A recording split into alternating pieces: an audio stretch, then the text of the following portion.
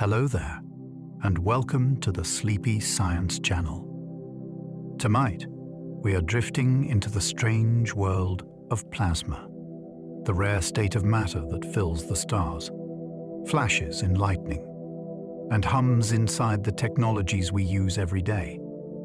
It is not quite a gas, and not quite something else. It is matter unbound, where charged particles move with a freedom that changes how electricity and magnetism behave. Plasma shapes the sun and paints auroras across polar skies. It streams through space as solar wind, and it can be guided by magnetic fields like an invisible current. Here on Earth, it can cut metal, color glass, sterilize surfaces, and help researchers chase the dream of fusion power. Plasma is both cosmic and of the Earth, making it one of the most fascinating states of matter in the universe. If you enjoy these gentle journeys, I invite you to like, subscribe, or share a thought below. It helps others find their way here too, one sleepy soul at a time. But for now, allow yourself to settle into stillness. Feel your shoulders soften as your eyes grow heavy. And join me on this curious journey into the world of plasma. Let's begin. Most visible matter in the universe exists as plasma. When you look up at the night sky, you might imagine most matter is locked inside solid planets and rocky moons. In truth, the bright stuff we can see is usually not solid at all. It is vast stretches of ionized gas spread through space. Giant glowing clouds around newborn stars are made of charged hydrogen that shines in vivid reds.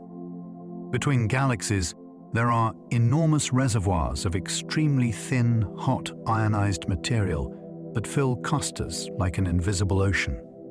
Even inside galaxies, much of the space between stars is threaded with ionized regions shaped by radiation and shock waves. This means that the familiar solids and liquids of daily life are the exception, not the rule. The cosmos is built on a state of matter that is electrically alive, and it quietly dominates the visible universe. The sun is plasma, and so is every ordinary star. A star is not a burning ball of gas in the way a fire burns wood. It is a self-held furnace of ionized matter, kept together by gravity and powered by nuclear reactions deep within. Inside, pressures are so intense that atoms cannot stay intact.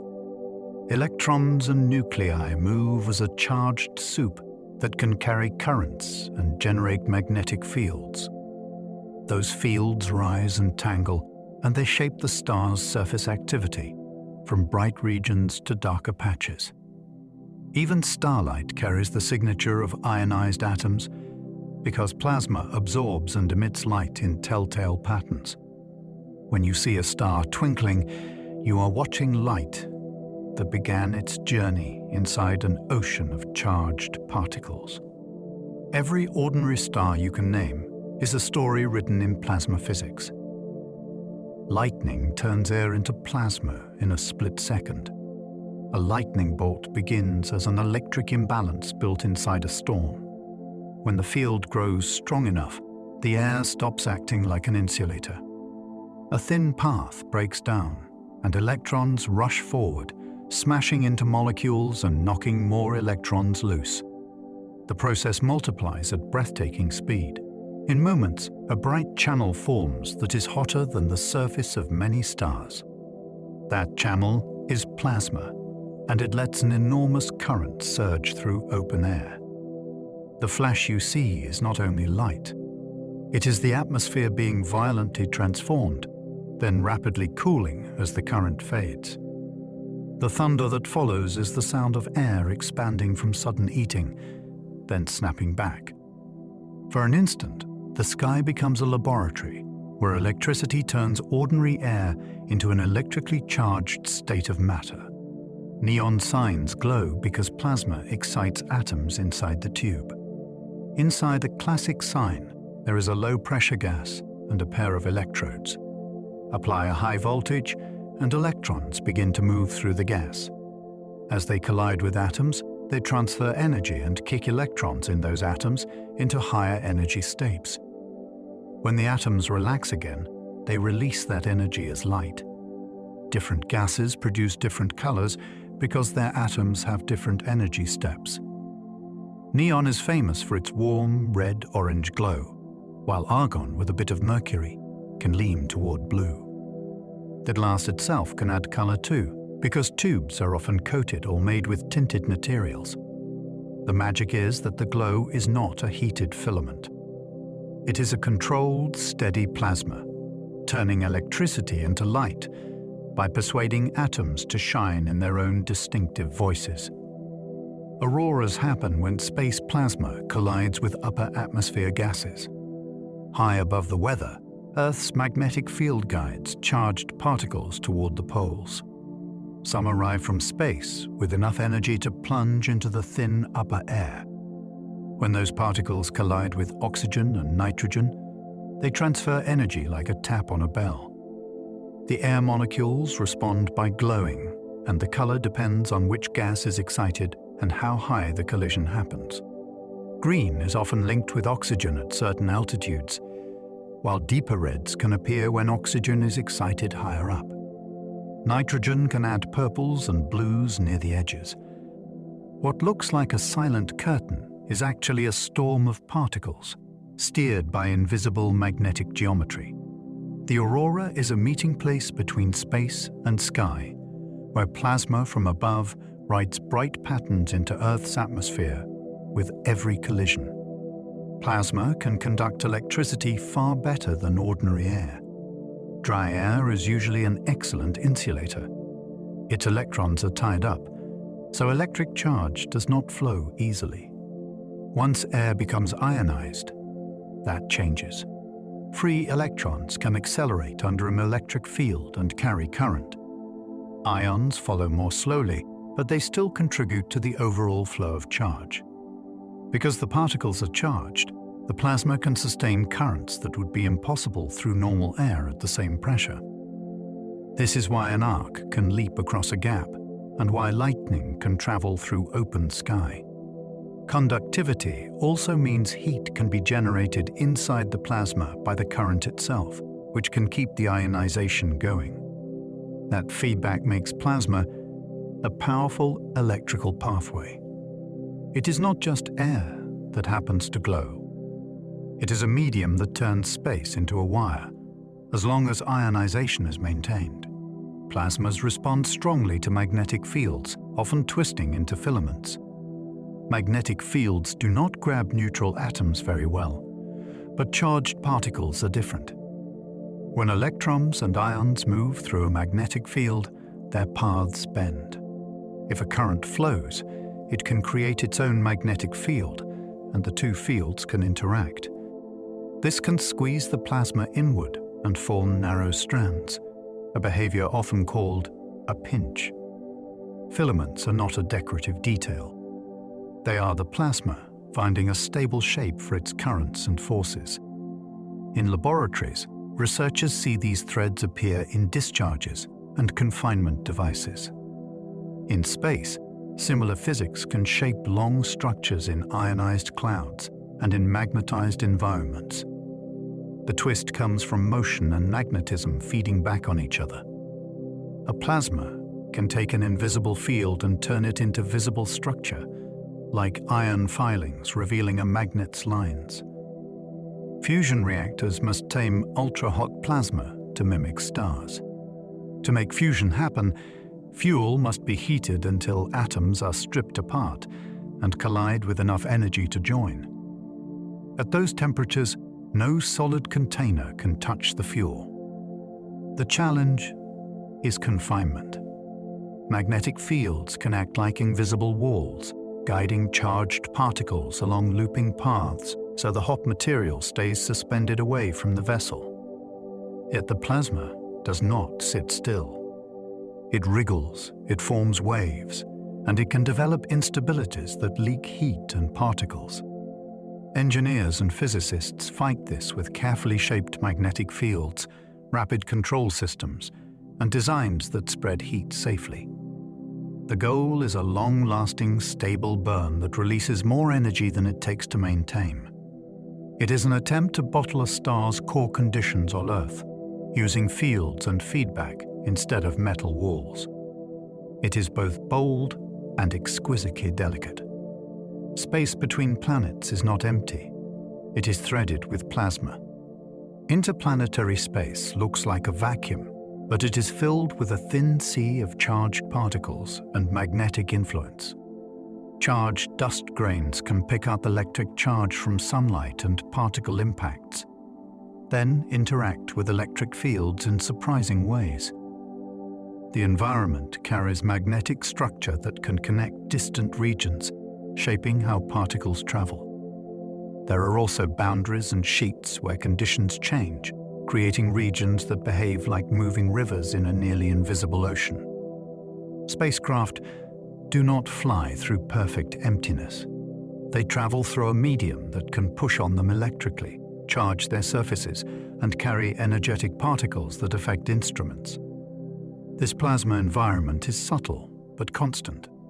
It forms the background through which comets form tails, through which planetary magnetic fields carve cavities, and through which signals and particles propagate. The space between worlds is alive with charged matter.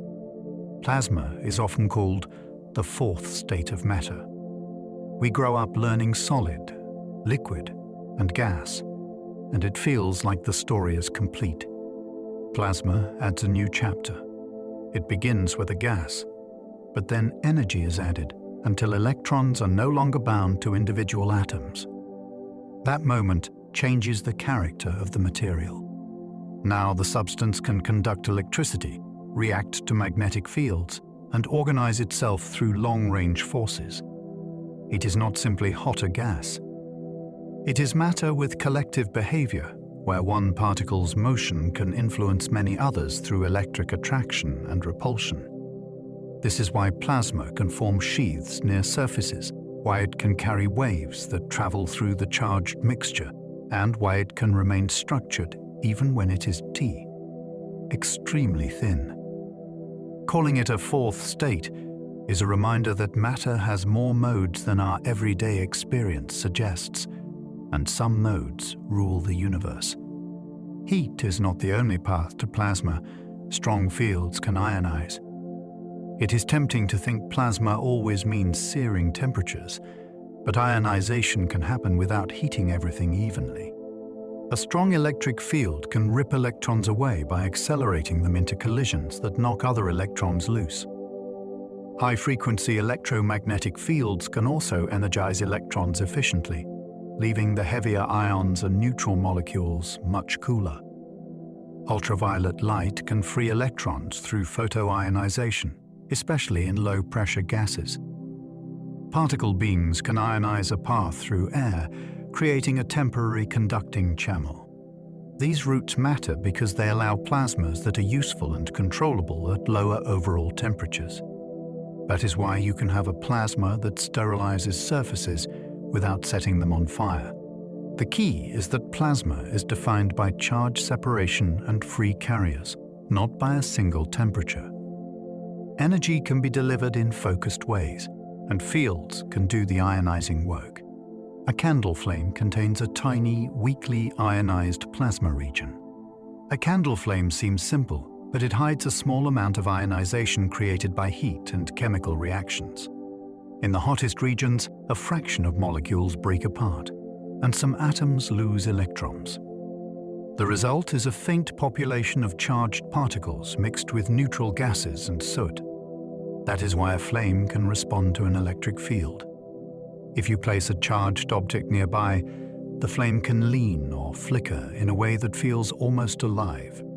The plasma in a candle is not like the blazing channel of lightning. It is far weaker and far cooler, and most of the flame is not fully ionized. Still, that tiny charged component matters. It influences how the flame conducts, how it interacts with nearby surfaces, and how it can be detected by sensors. Even a quiet candle carries a hint of the universe's most common state of matter. Fluorescent lamps work by making plasma that produces ultraviolet light. Inside a fluorescent tube, there is a low-pressure gas and a small amount of mercury vapor. When the lamp starts, an electric discharge creates a plasma that accelerates electrons through the vapor. Those electrons collide with mercury atoms, and the mercury emits ultraviolet radiation. Human eyes cannot see most ultraviolet light, so the tube is coated on the inside with phosphors. The phosphors absorb the ultraviolet and re-emit it as visible light, with a mix of colors that can be tuned to feel warm or cool. The brightness is controlled not by heating a wire until it glows, but by controlling an electrical discharge through a plasma. That is why fluorescent lamps are efficient compared with many older lighting methods. They turn electrical energy into ultraviolet inside the tube, then convert it into soft, broad-spectrum visible light for the room. The solar wind is a constant stream of plasma from the sun. The sun does not end at its visible surface. Its hot outer atmosphere expands outward, and some of that ionized material escapes the sun's gravity. The result is a persistent flow of electrons and ions that streams through the solar system. This wind carries magnetic fields with it, stretched into spirals by the sun's rotation. Sometimes the flow is faster, sometimes slower, and sometimes it arrives in gusts linked to active regions. When it reaches Earth, it can compress the planet's magnetic shield, energize radiation belts, and set the stage for geomagnetic storms. It also shapes the environments of other planets, and it sculpts the tails of comets by blowing ionized gas away from their nuclei. The solar wind is a reminder that our star is not only a light in the sky. It is a source of moving plasma that fills our entire neighborhood. Earth's magnetosphere is shaped by plasma flowing around our planet. Earth carries a magnetic field that pushes back against the stream of charged particles arriving from space. The result is a protective cavity carved out of that flow. On the day side, the boundary is compressed, and a bow shock forms where incoming particles are slowed and heated. On the night side, the magnetic field stretches into a long tail that can extend far beyond the Moon's orbit. Within this system, charged particles spiral along magnetic lines, drift around the planet, and store energy that can later be released. The shape is not fixed. It breathes with changes in the incoming particle flow and field direction. This dynamic shield protects the atmosphere from direct erosion, and it also funnels energy into polar regions during storms. The magnetosphere is not just a magnetic bubble. It is a living structure sculpted by plasma pressure, particle motion, and magnetic forces. The ionosphere is a plasma layer that helps radio signals travel. High above the surface, sunlight and energetic particles ionize the upper atmosphere, creating a region rich in free electrons and ions. This plasma layer can interact with radio waves. Certain frequencies can be refracted back toward the ground, which allows signals to travel beyond the horizon. That is why long-distance shortwave communication can sometimes reach across oceans, especially at night when conditions change. The ionosphere is layered, and its properties shift with the time of day, the season, and the activity of the sun. During solar storms, the electron density can change quickly, and radio paths can become noisy or disappear. For navigators and communicators, the ionosphere is both a helper and a challenge. It is a natural plasma mirror overhead, turning the sky into part of a global communications system even before satellites became common. Plasmas can carry waves that have no match in ordinary gases. In a neutral gas, waves are mostly about pressure and sound. In a plasma, waves can involve electric and magnetic forces as well. Particles can slosh back and forth under electric attraction, creating oscillations that reveal the electron density. Magnetic fields allow another kind of wave, where the field lines behave like stretched strings and the charged particles move with them. These waves can travel through space and through laboratory devices, carrying energy and information. They can also interact with particles, accelerating them or scattering them depending on conditions. Space scientists detect certain wave signatures to understand what is happening around planets and in the regions between them. In laboratories, wave behavior can either help confinement or disrupt it. The existence of these special waves is a clue that plasma is not just a hot gas. It is a medium where fields and particles move together, and that creates new kinds of motion. Some plasmas form sharp boundaries that behave like electrical walls. When a plasma touches a surface, the fastest electrons tend to reach it first. That can leave behind a region with a net charge, and the imbalance builds an electric field that pushes back. The result is a thin boundary layer called a sheath, and it can act like an electrical wall. Within this narrow region, voltages can change rapidly, and particles can be accelerated toward or away from the surface. This matters in technology. In chip manufacturing, sheath behavior helps control how ions strike a surface during etching, which affects precision. In spacecraft, sheaths can form around antennas and panels, influencing charging and measurements. Even small probes inserted into plasmas must account for the sheath they create, or their readings become misleading. These sharp boundaries are a reminder that plasma is not uniform. It can organize its own edges, and those edges can control how it interacts with the world around it. A plasma can look calm while its particles race at extreme speeds. Temperature in physics is tied to motion, and in a plasma, that motion can be astonishing. Even when the glow looks steady and smooth, individual electrons can zip around at speeds that are hard to imagine, simply because they are so light. Ions move more slowly, but they can still carry tremendous kinetic energy in hot environments. This means appearances can be misleading. A stable-looking discharge can contain particles that collide, exchange energy, and emit light in microscopic bursts. It also means that a small change in conditions can have big consequences, because fast particles respond quickly to fields and can trigger cascades of ionization. The calm surface is a kind of illusion created by averaging. Underneath, countless charged particles are racing, spiraling, and jittering, and their collective behavior produces the steady glow you see. Plasma teaches you to respect what you cannot see, because motion is hidden inside apparent stillness. Plasma can be hot enough to melt steel, or near room temperature.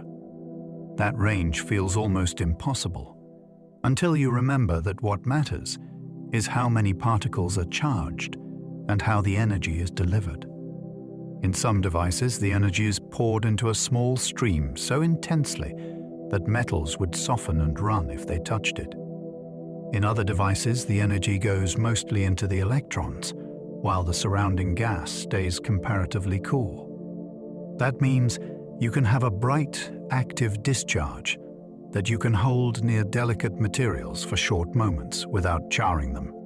This flexibility is why plasma shows up in heavy industry and in sensitive lab work. It can be a roaring tool for cutting and melting. It can also be a precise brush for changing chemistry on a surface. Same idea, radically different feel. Low-temperature plasmas are used to sterilize medical tools without baking them. Some medical instruments cannot handle the heat of traditional sterilization, and some have tiny channels where microbes can hide. A low-temperature plasma can reach into those spaces because it is a gas, and it can do damage because it carries energetic particles and reactive fragments.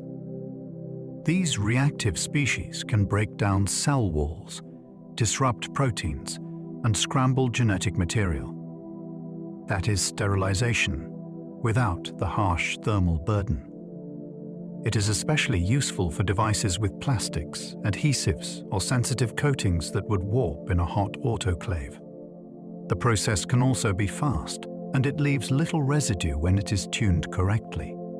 In a way, it is like using controlled chemistry in the air itself. Instead of soaking instruments in liquids or roasting them, you surround them with an active environment that quietly removes what you cannot see. Plasma can kill bacteria on skin while leaving deeper tissue unharmed. The idea sounds like science fiction. You bring a glowing stream close to living tissue, and yet it can be used in ways that aim for surface microbes without cutting or burning. The reason is that certain plasma treatments can be designed to stay cool overall, while still producing reactive molecules right where they are needed. Those molecules can stress bacterial membranes and interrupt vital processes on contact.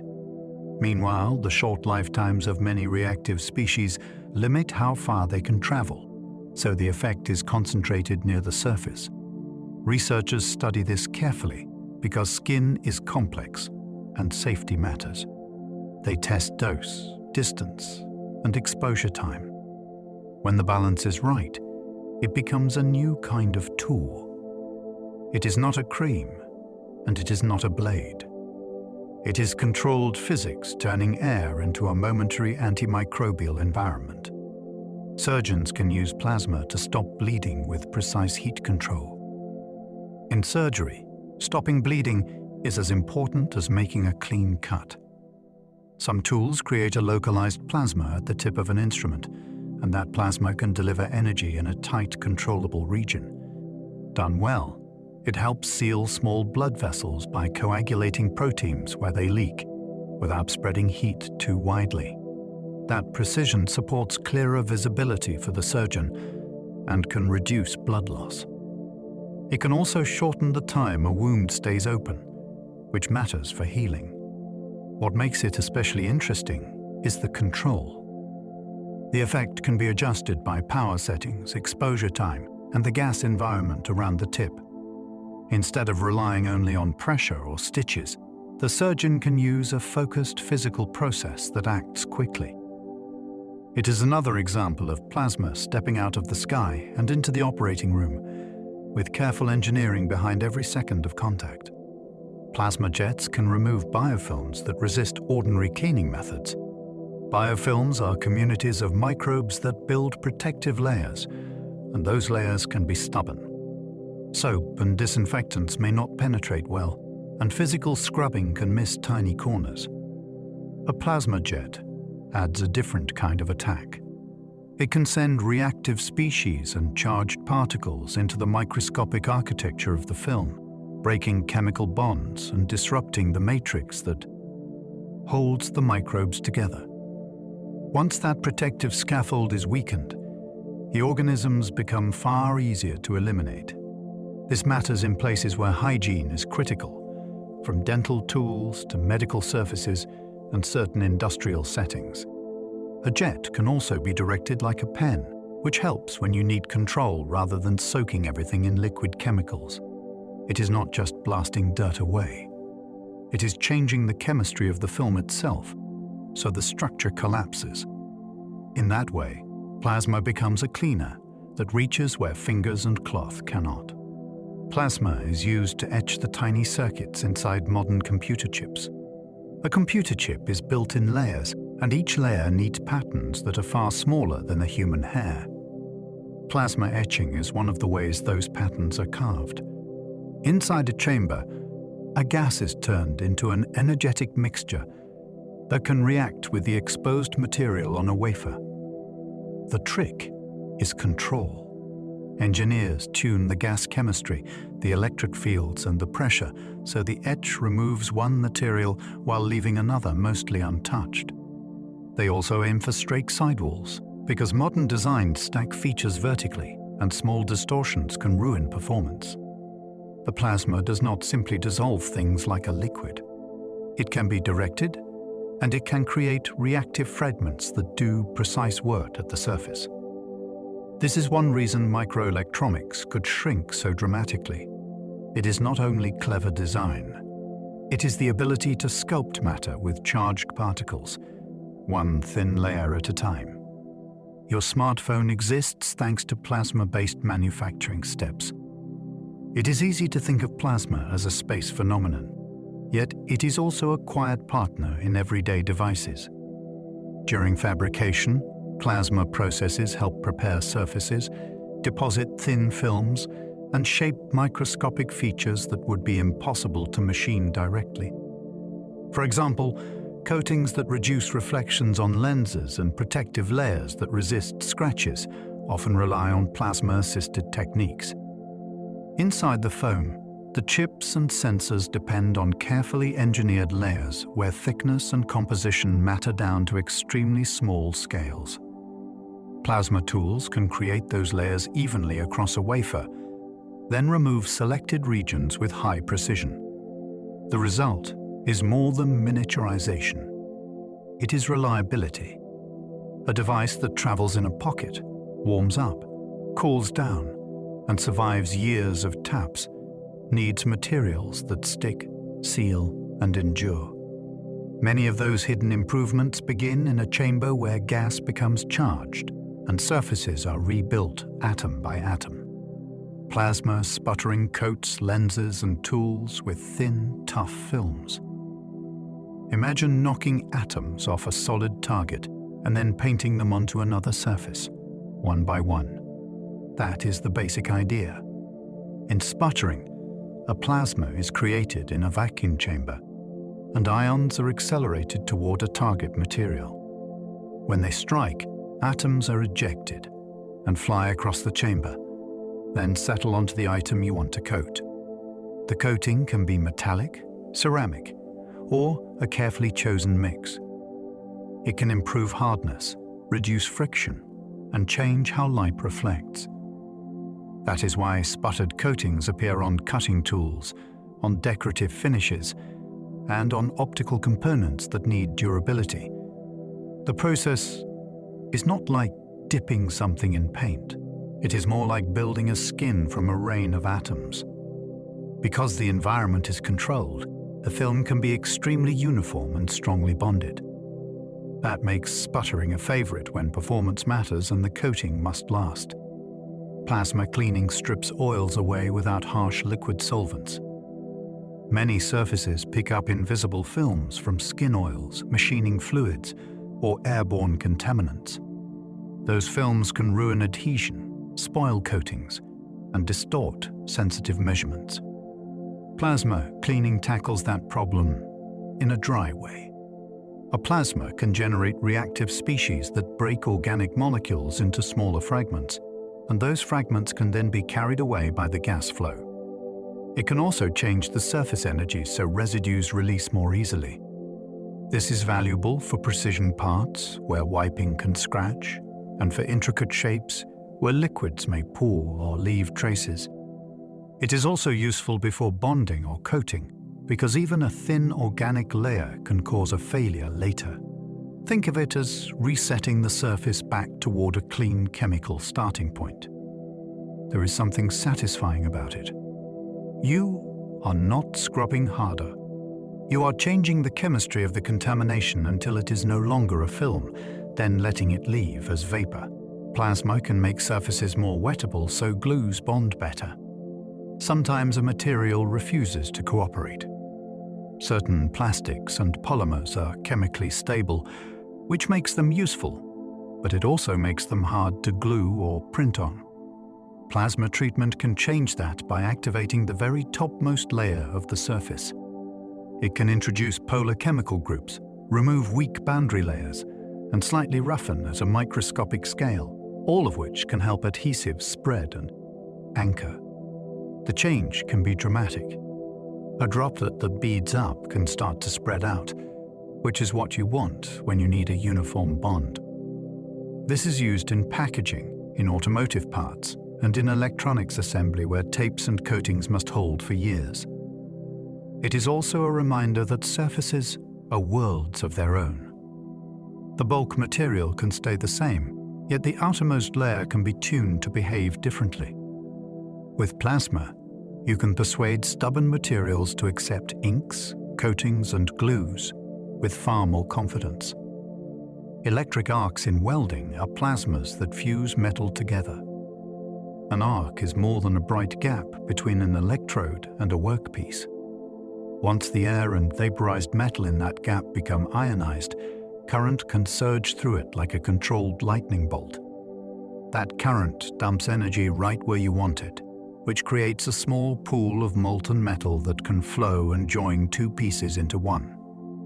Skilled welders watch the arc's shape and sound because it tells them about stability, heat, and how the metal is behaving. Shielding gas can protect the melt from oxygen and water vapor, which helps the joint stay strong. Different welding methods shape the arc in different ways, from a steady flow to rapid pulses. Underneath the sparks, the story is charged particles carrying power across empty space, then turning that power into a bond that can hold up bridges, ships, and skyscrapers. Plasma cutters slice thick steel by blasting it with ionized gas. A plasma cutter begins with a narrow nozzle and a burst of gas pushed through it under pressure. An electric arc turns that fast stream into a focused plasma jet. Because the jet carries current, it heats intensely and stays narrow, like a glowing needle. When it hits metal, it melts a thin line, and the rushing gas blows the molten material out of the cut. The result can be a clean slice through steel that would laugh at most ordinary tools.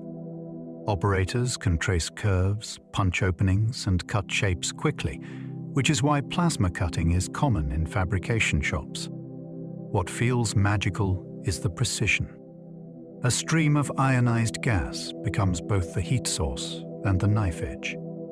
It is not tearing the metal. It is melting exactly where it touches, then clearing its own path forward with a fast, bright breath. Plasma torches can reach temperatures hotter than the sun's surface. That does not mean they outshine the sun. It means the core of the torch's plasma can reach extraordinary temperatures in a very small region. Inside the torch, an arc heats a flowing gas until it ionizes. The current continues to pump energy into that stream, and the result is a jet that can melt materials that resist ordinary flames. This is why plasma torches are used for tasks like cutting, heating, and processing stubborn metals and ceramics. The heat is intense, yet it can be directed. You can aim it, adjust the gas type, and tune the power to match the job. It is a reminder that temperature is not only about size. A tiny zone can become unbelievably hot if energy is concentrated there.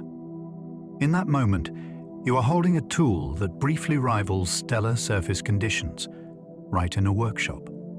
Some furnaces use plasma to break down waste at extreme heat. When waste contains mixed plastics, dirty organics, or hazardous compounds, ordinary burning can leave behind ash and harmful byproducts. A plasma furnace approaches the problem differently. It uses an electrical discharge to create a region hot enough to tear many molecules apart into simpler building blocks. In some designs, that can produce a synthesis gas that can be cleaned and potentially used as fuel, while inorganic material can melt into a glassy slag. That slag can lock certain contaminants into a more stable form, which reduces leaching compared with loose ash. These systems are complex, and they must be carefully managed, yet the idea is striking. Instead of relying on oxygen and flames, you use an engineered pocket of extreme conditions that drives chemistry toward simpler fragments.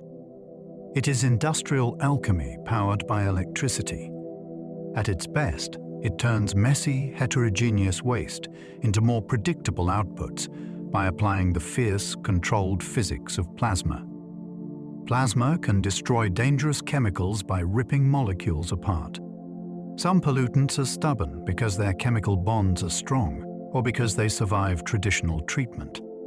In a plasma, energetic electrons and reactive fragments can attack those bonds directly. Rather than warming the whole mixture and hoping for slow reactions, you create an environment where high-energy collisions are common. Molecules can be broken into smaller pieces, which can then react further into less harmful compounds. This approach is explored for treating gases from industrial exhaust, for breaking down certain volatile contaminants, and for tackling chemicals that are difficult to incinerate cleanly. The details depend on the setup, because different plasmas produce different reactive species. The power is in the intensity and the selectivity. Even aim the chemistry toward bond-breaking routes that are rare in normal conditions. It feels like using lightning in a bottle, not for light, but for clean-up. The plasma does not negotiate with a molecule. It overwhelms it. Plasma can convert carbon dioxide into useful chemicals in some experiments. Carbon dioxide is stable, which is part of why it accumulates. Turning it into something useful usually takes energy. Plasma approaches the challenge by giving energy to electrons first, which can drive reactions that are hard to achieve with heat alone. In certain experimental reactors, carbon dioxide can be split into carbon monoxide and oxygen, or combined with other gases to form new town brie. Molecules that have value as fuels or chemical feedstocks.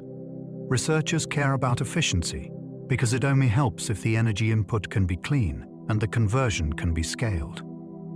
Even so, the concept is exciting.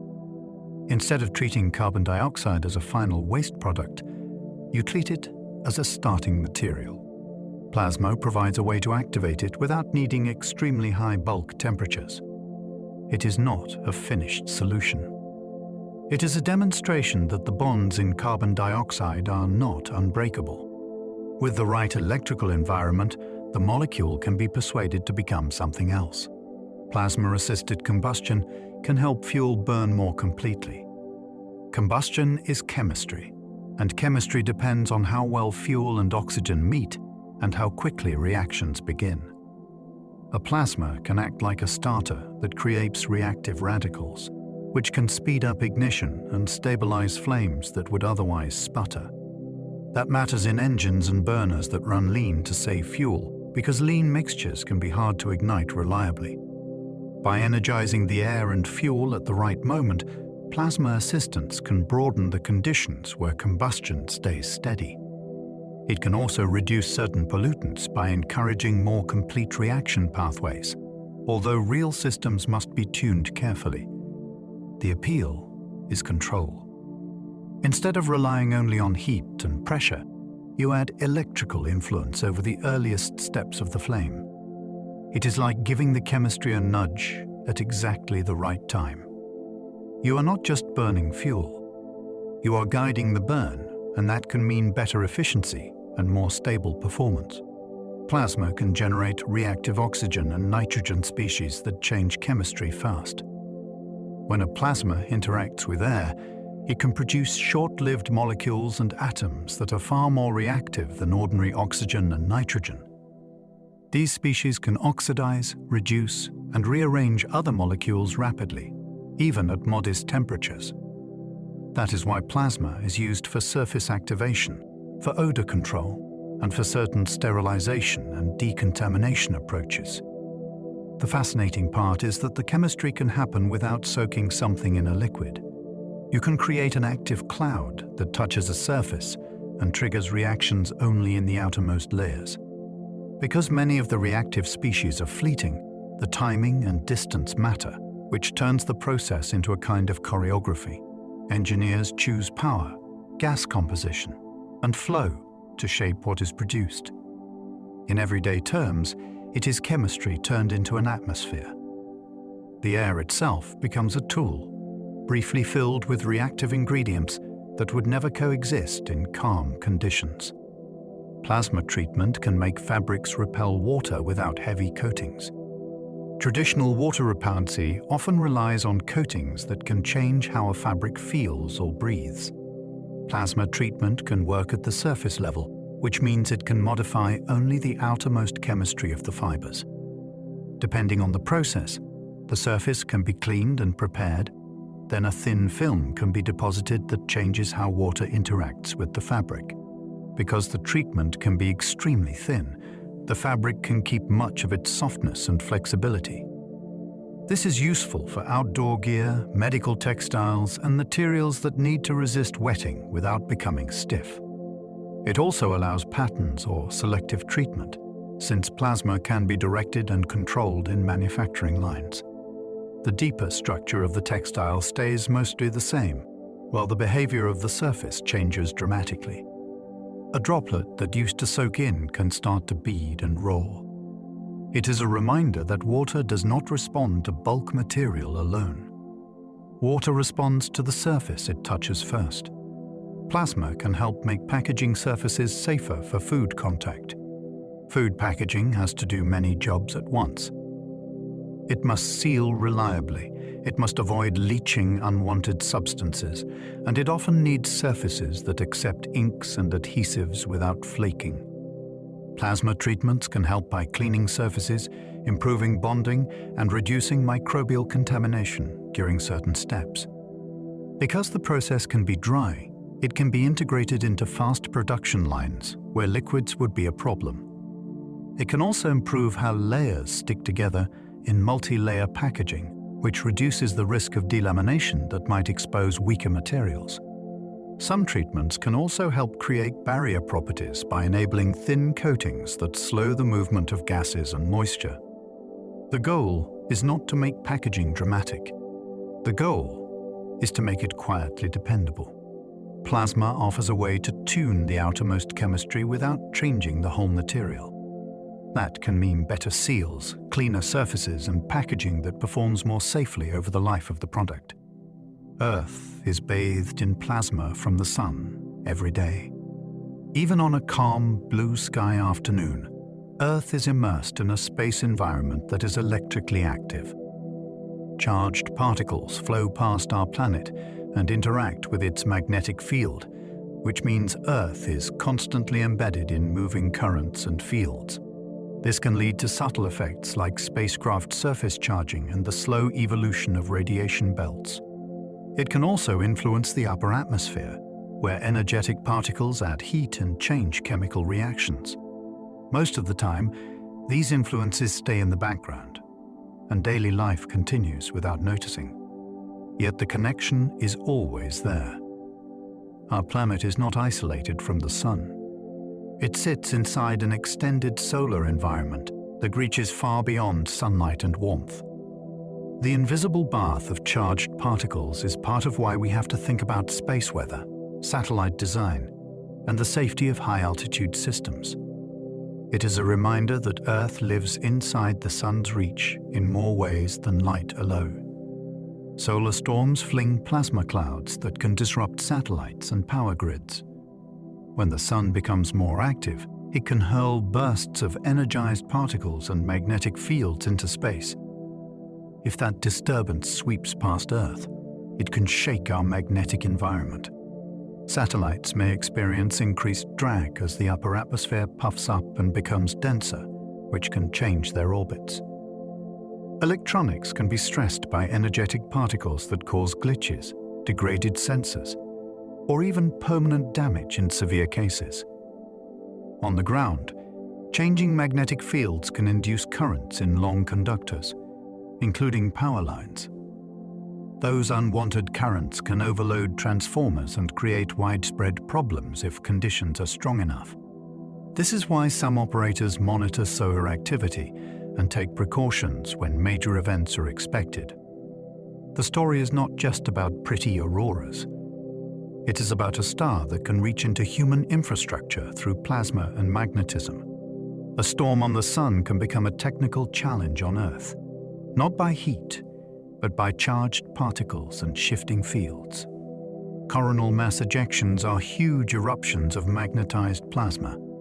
Picture a vast bubble of charged material lifting away from the sun, carrying embedded magnetic structure with it. That is the essence of a coronal mass ejection. It is not a flare of light alone. It is a massive release of plasma that can travel through the solar system for days. The magnetic field inside the cloud matters enormously because it can couple with Earth's magnetic field in ways that either pass harmlessly or trigger intense storms. Scientists track these eruptions using spacecraft that watch the sun in multiple wavelengths, then model the cloud's speed and trajectory. When the geometry lines up, the results can be dramatic. Radiation levels in space can rise. Auroras can spread to lower latitudes. Communications and navigation systems can be affected. What makes these events so compelling is their scale. A structure larger than Earth can be launched by magnetic forces, then fly outward across millions of kilometers. It is a reminder that the Sun's atmosphere is not a quiet halo. It is a dynamic plasma system that can erupt. The Sun's corona is plasma that is mysteriously far hotter than below. This is one of the most fascinating puzzles in solar physics. The visible surface of the Sun is extremely hot, yet the corona above it can be even hotter. That seems backward, because you might expect temperatures to fall as you move away from the main energy source. Scientists suspect that magnetic fields are the key. The corona is threaded with magnetic loops that can store energy and release it through small, frequent events that are hard to see individually. Waves that travel along magnetic structures may also carry energy upward and dissipate it into heat. Observations from solar spacecraft have revealed intricate coronal structures and rapid changes that support the idea of constant magnetic activity. Yet the full story is still being pieced together, and different mechanisms may matter in different regions. The corona is not just a thin glow. It is a laboratory where plasma and magnetism interact in ways that challenge intuition. The Sun keeps a hot secret above its own surface, and understanding it helps explain space, weather throughout the solar system. Sunspots mark regions where magnetic fields trap and cool solar plasma. A sunspot looks like a dark blemish, but it is dark only by contrast with the brighter surrounding surface. It forms where magnetic fields are especially strong and organized. Those fields can inhibit the rising and sinking motion that normally carries heat upward, which means the region becomes cooler than its surroundings.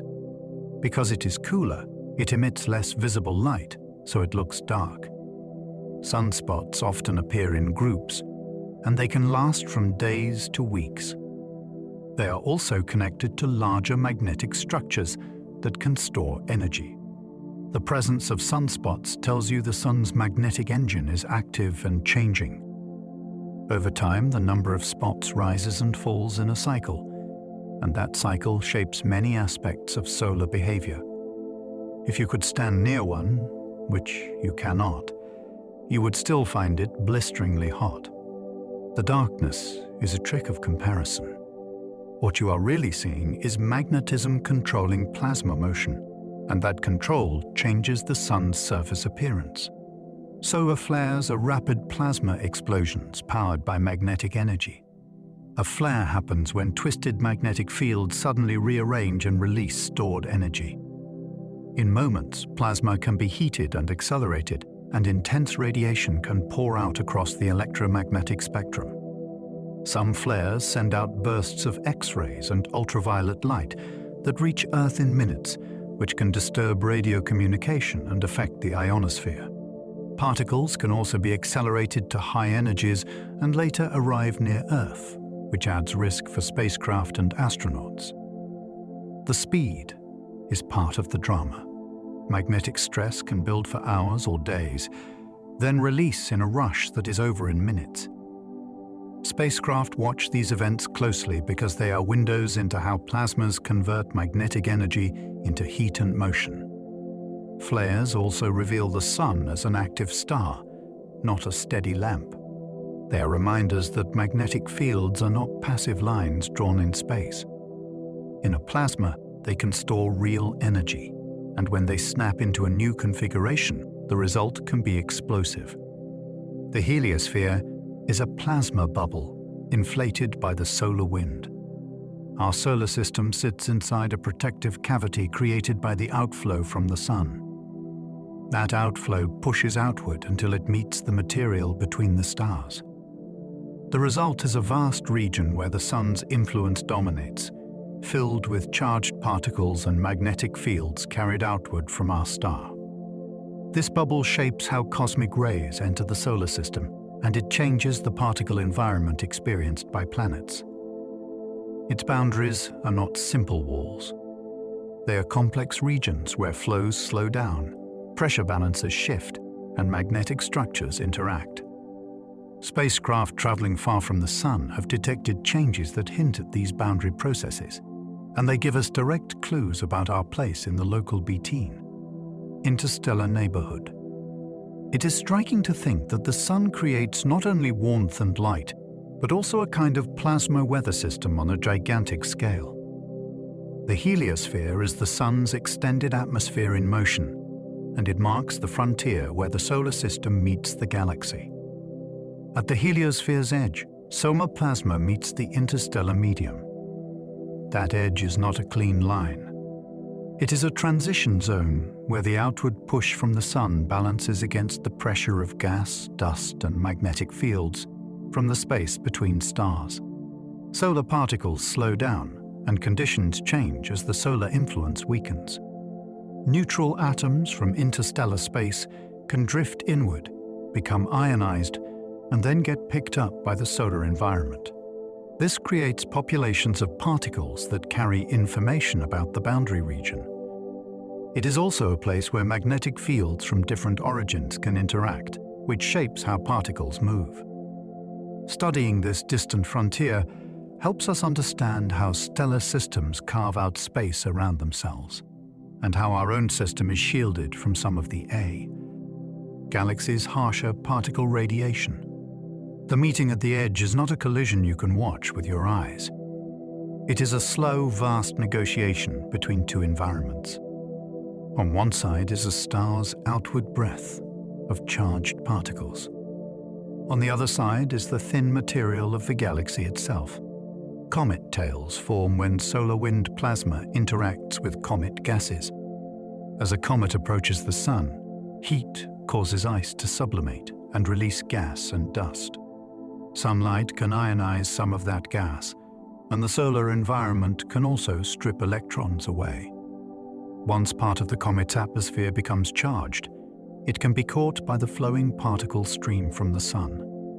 Magnetic fields carried through space help guide the charged material, which is why one type of tail points away from the Sun regardless of the comet's direction of travel. This ion tail can appear blue and narrow compared with the dust tail, which follows a different set of rules. The tail is not simply blown back by wind like smoke. It is shaped by electromagnetic forces acting on charged particles. In that way, a comet becomes a visible probe of space plasma. It lights up the invisible. It shows you the direction and structure of the charged environment around it, drawn out across millions of kilometers, like a glowing weather vane. Jupiter's magnetosphere is packed with plasma from its volcanic moon Io. Io is one of the most volcanic bodies in the solar system, and its eruptions loft material into space. Some of that material becomes ionized and gets trapped by Jupiter's immense magnetic field. The result is a torus of Chargidenga. Wait, avoid technical jargon like torus maybe, but can say a donut-shaped ring. This plasma environment feeds currents, auroras, and intense radiation belts around Jupiter. It also creates a harsh environment for spacecraft, which must be shielded against energetic particles. The source is what makes it so fascinating. A moon supplies material. A planet's magnetic field captures it, and the system becomes a giant electromagnetic machine. The interaction even produces bright auroral features connected to Io's orbit. In effect, the moon and planet are electrically linked across space. Jupiter is not simply a big planet with storms. It is an enormous plasma system powered by rotation, magnetic fields, and a volcanic moon that keeps refilling the charged reservoir. Saturn's rings include dusty plasma that can carry electric charge. Out where sunlight is weak, it still has enough bite to knock electrons off ring grains. Impacts from energetic particles do the same, and those charges do not just sit politely in place. Once a grain is charged, electric forces can tug on it, and that tug can compete with gravity for the tiniest dust. Shadow matters too. A particle that slips into Saturn's shade can charge differently from a neighbor still in light, which creates local electric fields that can shuffle dust around. Some regions can even develop faint electrical structures that change how material spreads and clumps. It is surprising to think that a ring can behave like a slow-motion electrical circuit, with countless icy specks acting like floating components. The result is not only a pretty band around a planet. It is a dynamic environment where dust, light, and charge constantly reshape the scene. The Moon has a faint plasma environment, even without a thick atmosphere. With no dense air to soften the effects, the lunar surface charges directly under sunlight. Photons can eject electrons, leaving the ground more positive on the day side, while the night side can collect electrons from the solar wind and become more negative. That difference can create electric fields strongest near the boundary between day and night, where conditions change quickly as the Moon turns. Fine dust is sensitive to those fields, and it may be lofted or shifted in ways that feel almost eerie to imagine, like a hush of powder responding to invisible hands. The plasma around the Moon is thin, yet it matters for explorers and instruments, because charging can affect sensors, surfaces, and dust behavior. The Moon often seems like a silent rock. In reality, it sits inside a subtle electrical environment that changes with sunlight, space weather, and the rhythm of the lunar day. Mars has plasma interactions that help strip away its atmosphere. Mars does not have a strong global magnetic shield like Earth, so the solar wind can push much closer to its upper atmosphere. When charged particles sweep past, they can transfer energy and momentum, and that can help kick atmospheric atoms and molecules into space. Over long timescales, this escape can thin an atmosphere, especially when the young sun was more active and storms were more frequent. Spacecraft have watched this process in action by measuring particles flowing away from the planet, and by seeing how the interaction changes during solar events. It is not the only reason Mars is cold and dry today, but it is part of the story. The planet air is not only shaped by volcanoes and impacts. It is also shaped by an ongoing tug-of-war with plasma from the sun, one that slowly erodes the sky itself. Venus has an ionosphere plasma that glows in ultraviolet light. High above Venus's cloud tops, sunlight breaks molecules apart and strips electrons from atoms, creating a layer that conducts and responds to electric fields. In ultraviolet, this region can reveal a faint glow that traces chemistry and motion in the upper atmosphere. Because Venus rotates slowly and has no strong intrinsic magnetic field, its interaction with the solar wind is different from Earth's.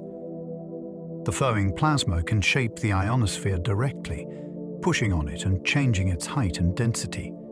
During active solar periods, the whole system can become more disturbed, and conditions can shift in ways that affect communication with spacecraft. The glow is not just decoration. It is a clue. It tells scientists which species are present, how energy is being deposited, and how the planet's upper atmosphere is breathing in response to the sun. Venus hides its surface under clouds, yet its upper plasma layer still speaks in ultraviolet light. The Milky Way contains vast clouds of hot plasma between stars. Between the bright pinpoints of stars, our galaxy is filled with an extremely thin, hot medium that most eyes will never notice. This plasma is heated by energetic events and by the collective output of many stars, and it can remain hot because the density is so low that cooling collisions are rare. It carries charged particles that can influence how cosmic rays travel, and it threads around magnetic fields that span enormous distances. In certain regions, the plasma shines in X-rays, which allows telescopes to map bubbles, cavities, and arcs carved by past activity. This is not empty space. It is a galaxy-sized atmosphere, thin as a whisper, yet vast beyond intuition. When new stars form, they do so inside this wider environment, and when old stars die, they feed energy back into it. The Milky Way is not only stars and planets. It is also a sprawling sea of ionized gas that fills the dark lanes between them. Supernova remnants are expanding shells of plasma racing through space. When a massive star ends its life in a supernova, the explosion launches material outward at tremendous speeds. That material is quickly heated and ionized, and it plows into the surrounding medium, driving shock waves that compress, heat, and stir everything in their path. The remnant can glow across many wavelengths, revealing different ingredients in different regions, from hot ionized gas to magnetic structures that guide particle motion. Over time, these expanding shells spread heavy elements into space, seeding future generations of stars and planets, with the raw materials for rocky worlds. And biology. They also act like natural particle accelerators, boosting charged particles to high energies as they bounce around turbulent magnetic fields. A remnant is both a tombstone and a nursery sign. It marks a star's violent end, and it reshapes the galaxy around it. In that outward rushing plasma, the past of one star becomes the future of many worlds. Pulsars can accelerate plasma to incredible energies near their magnetic poles. A pulsar is a rapidly spinning neutron star with a magnetic field so intense it can dominate the motion of charged particles nearby. Near its magnetic poles, electric fields can arise that fling electrons and ions along magnetic pathways, creating beams of radiation that sweep across space like lighthouse lamps. The plasma there is not calm. It can be torn into streams and cascades, producing bursts of high-energy light that tell us about the extreme environment at the star's edge. Some pulsars also drive winds that inflate glowing nebulae, which are powered by the relentless loss of rotational energy. What makes this captivating is the scale of contrast. A city-sized object can outshine entire regions of space in certain bands, simply by whipping plasma and fields into a steady engine. Pulsars show how rotation, magnetism, and charged particles can combine to create one of nature's most precise and powerful accelerators. Black hole jets are streams of plasma launched at near light speed. Black holes themselves do not emit light, yet the regions around them can be among the brightest in the universe. In some systems, a narrow jet shoots outward from near the black hole, made of ionized matter moving at speeds that can approach light speed. Magnetic fields appear to play a central role, twisting and channeling material into a collimated beam that can travel far beyond its host galaxy's core. Region. As the plasma races outward, it can shock and flare, producing radiation that telescopes detect across radio, X-ray, and gamma-ray bands. These jets can also shape their surroundings by heating gas and regulating how galaxies grow. The idea is wild. Gravity pulls matter in, yet the system can also launch matter out with astonishing focus. You cannot see the black hole directly, but the jet makes its influence unmistakable. It is a cosmic arrow of plasma, pointing away from a place where escape should be impossible. Accretion disks around black holes are swirling plasma heated by gravity. Before matter disappears, it often spirals.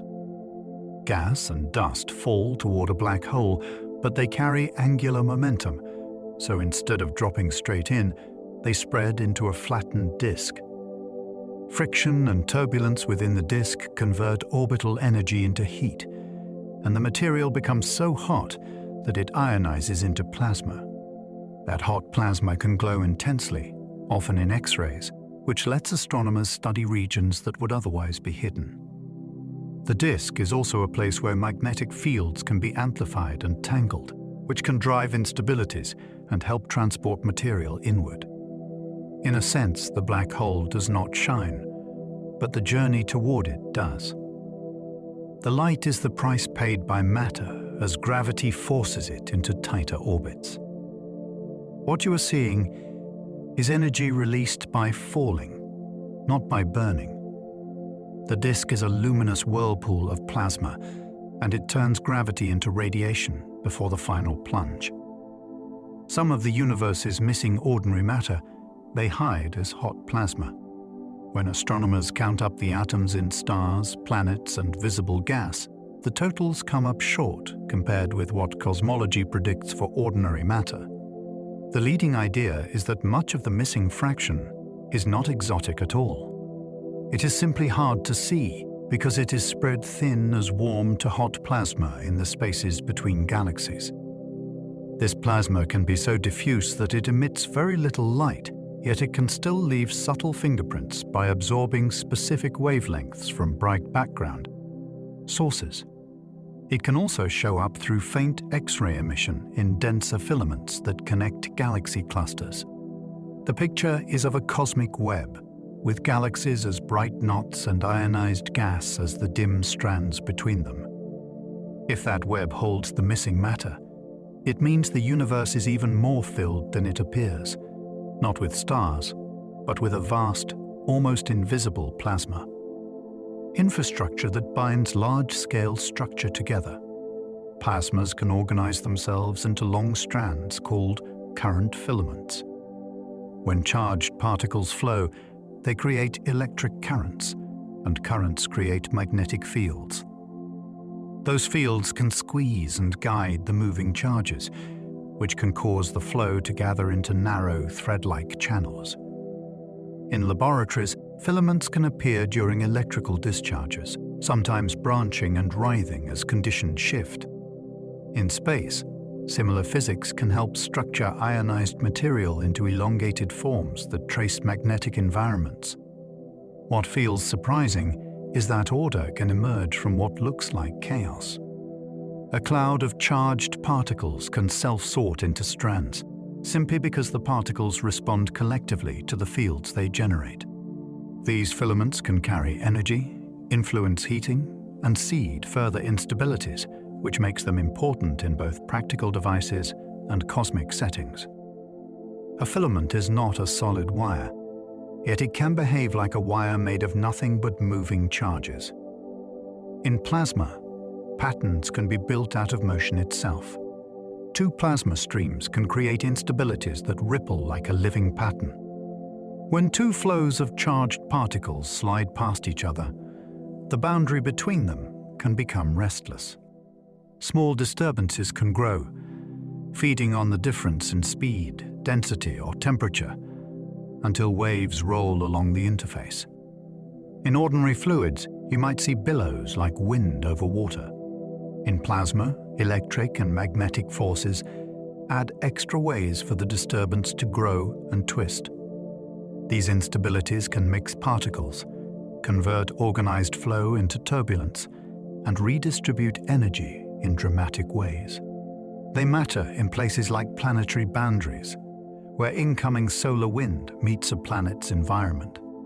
They also matter in laboratories, where unwanted instabilities can leak heat from confinement devices. The patterns can look almost alive, because they evolve quickly and form repeating structures that rise, curl, and break. Yet nothing is alive there. It is physics seeking balance and overshooting, again and again. Two streams meet, and the boundary becomes a stage where invisible forces sculpt ripples into motion you can sometimes observe from far away. Magnetic reconnection lets plasma rapidly convert magnetic energy into heat. Magnetic fields in plasma can become stretched and tangled, storing energy like tension in a pulled rope. Under the right conditions, field lines can rearrange their connections, snapping into a new geometry. When that happens, energy that was held in the field can be released into particle motion, heating, and fast jets of plasma. This process is a leading explanation for explosive events in space, and it is also a critical concern in magnetic confinement experiments. Reconnection is not slow and polite. It can be sudden, and it can accelerate particles to high energies. Scientists study it with satellites that fly through active regions and with laboratory devices designed to recreate the essential ingredients. What makes reconnection so gripping is the idea that a field can behave almost like a physical thing, storing energy, then releasing it through a topological change. In plasma, magnetism is not just a backdrop. It is an energy reservoir, and reconnection is one of its fastest escape hatches. Plasma turbulence can mix energy across many sizes at once. Turbulence is often described as chaotic, yet it follows patterns in how energy moves. In plasma, turbulence can pass energy from large, slow structures down to smaller, faster motions, where it can finally become heat. Magnetic fields complicate the picture because they can guide motion in one direction and resist it in another, creating a kind of textured chaos. This matters in space, where turbulent plasma can control how heat spreads through environments like stellar winds and interstellar clouds. It also matters in fusion research, because turbulence can carry heat away from where you want it to stay. What makes plasma turbulence especially fascinating is its variety. Some eddies involve particle motion, some involve magnetic fluctuations, and some involve both intertwined. It is like a storm where the wind is charged and the air has an internal compass. Researchers use satellites, theory, and simulation to understand it, because turbulence is one of the main ways plasma decides where energy ends up. In plasma, electric fields can accelerate particles without touching them. If you want to speed up a charged particle, you do not need gears or a push. You need an electric field. In plasma, fields can arise naturally from charge separation, from waves, or from changing magnetic environments.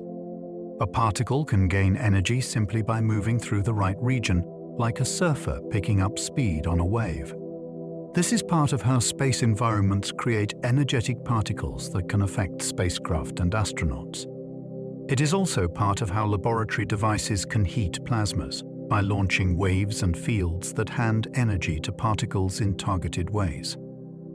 The beauty is that the acceleration can happen in empty space, because the force is carried by the field itself. No collision is required. No contact is needed. The particle listens to the invisible geometry of voltage and responds instantly. In a universe full of plasma, this is a powerful idea. Energy can be transferred across distance by fields, and charged particles can become fast travelers simply by passing through the right electrical landscape. Plasma can shield electric fields over short distances through collective behavior. Put a charged object in a plasma, and the nearby charged particles will respond. Electrons may rush in first, ions may follow more slowly, and the result is often a rearrangement that reduces the electric influence beyond a certain distance.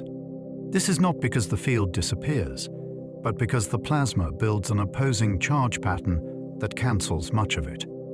The shielding length can be surprisingly small compared with the size of the system, which means a plasma can act like a self-adjusting curtain around electric disturbances. This property shapes how plasmas interact with surfaces, probes, and spacecraft. It also helps explain why a plasma can remain quasi-neutral over large regions, even while intense fields exist in narrow boundary layers. The concept is subtle but profound. In a plasma, you rarely get to affect one particle alone. You affect the crowd, and the crowd reacts in a coordinated way that changes the field you thought you applied. It is collective physics in action, and it gives plasmas a kind of built-in electrical etiquette. Plasma can support shocks, like sonic booms, even in near vacuum. A shock is a sharp transition where conditions change abruptly, and plasmas can form them even when particle collisions are rare. In space, flows can be so thin that ordinary gas shock ideas do not fully apply, yet shocks still appear because electromagnetic forces can couple particles together. A fast stream can pile up, heat, and slow down across a boundary that is only a short distance thick. These plasma shocks can energize particles, amplify magnetic fluctuations, and create regions that glow in X-rays or radio waves depending on the environment. They occur at planetary boundaries and around energetic astrophysical events. What is striking is that a shock can behave like a wall without being made of solid material. It is a structure made of fields and collective motion. In near vacuum, where you might expect nothing to form, plasma can still create sharp features that redirect flows and reshape space environments. A sonic boom is a familiar image. A plasma shock is the same idea translated into a medium where fields help do the compressing. Some plasmas form double layers that act like natural particle accelerators. Sometimes a plasma organizes into two adjacent regions of opposite charge, separated by a thin boundary. That configuration can create a strong voltage drop over a short distance, and that voltage can accelerate particles passing through it. These double layers can appear in laboratory settings and are also studied as possible features in space plasmas. The important idea is that the acceleration happens because the plasma builds its own electric structure. It is not an external machine bolted on from outside.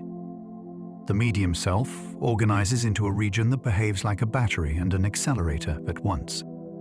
Particles can be sped up and then produce emissions when they collide elsewhere, or excite waves along the way. This helps explain why some space environments can create energetic particles far from any obvious source. Double layers remind us that plasma is capable of creating its own electrical architecture.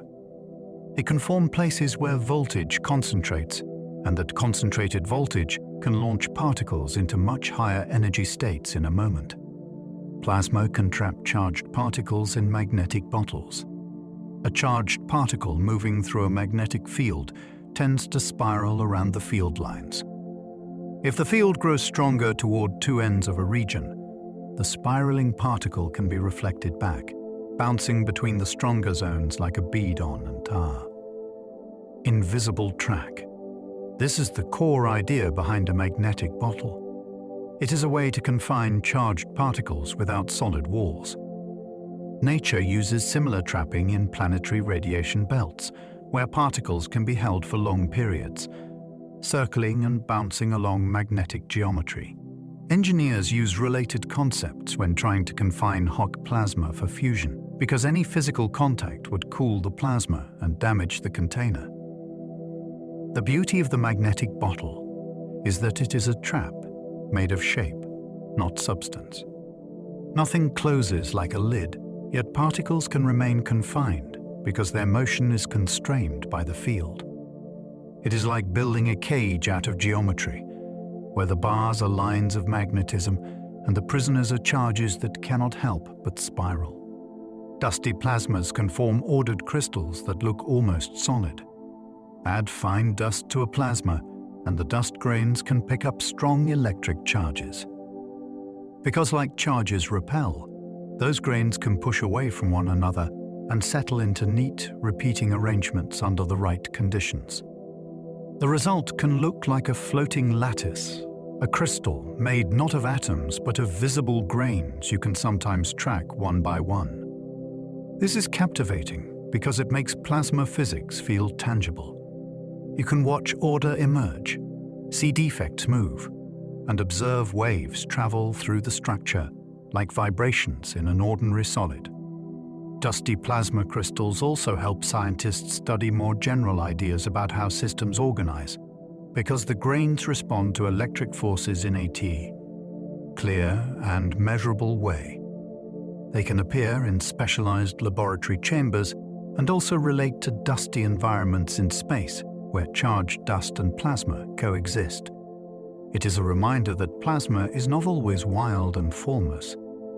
Sometimes it becomes a place where particles line up, hold position, and create geometry you can almost reach out and touch. In laboratories, plasma can be made with microwaves instead of sparks. A spark is the dramatic way to start ionization if a lab can do it with something as familiar as the waves that heat food. Microwaves can push electrons back and forth so quickly that they gain energy between collisions. Those energized electrons then knock more electrons free, and the gas becomes conductive without a visible arc. This method is valuable because it can produce a stable, uniform discharge over a wider volume, and it can be tuned by adjusting power and pressure.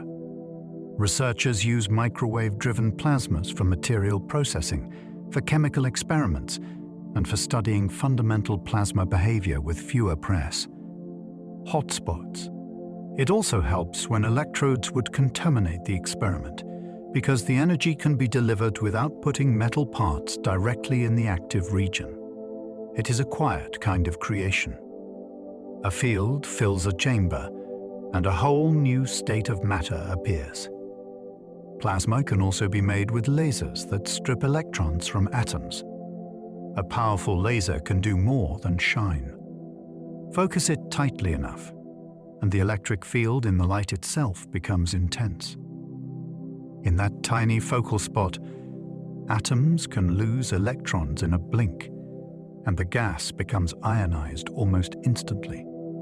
This is one way scientists create plasmas with precise timing, because the laser pulse can be measured down to unimaginably short durations. It allows experiments where you watch how a plasma forms, how it expands, and how it emits light as it cools.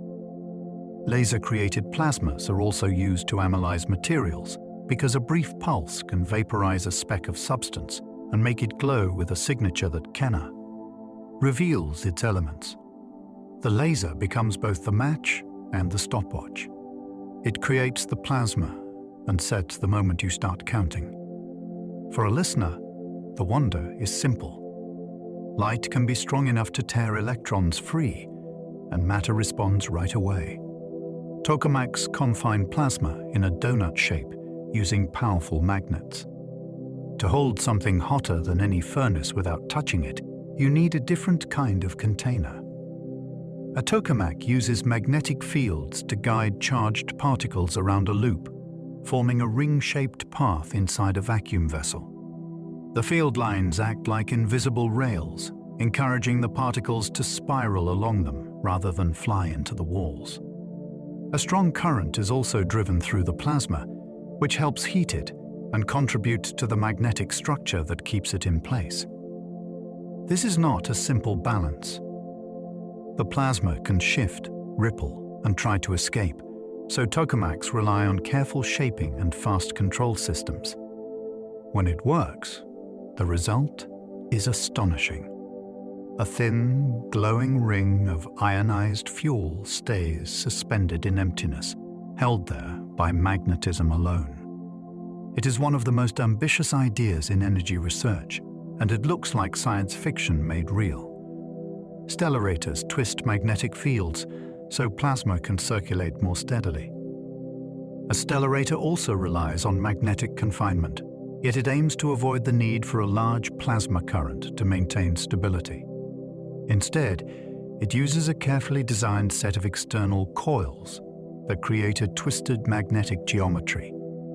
That twist guides charged particles around the device in a way that can keep them confined for long times, in principle with fewer disruptions.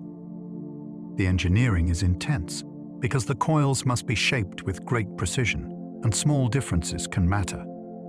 Yet the payoff is appealing.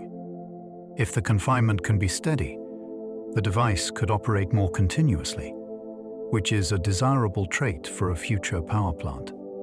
Stellarators also teach researchers about how particles drift, how heat leaks, and how magnetic geometry influences turbulence.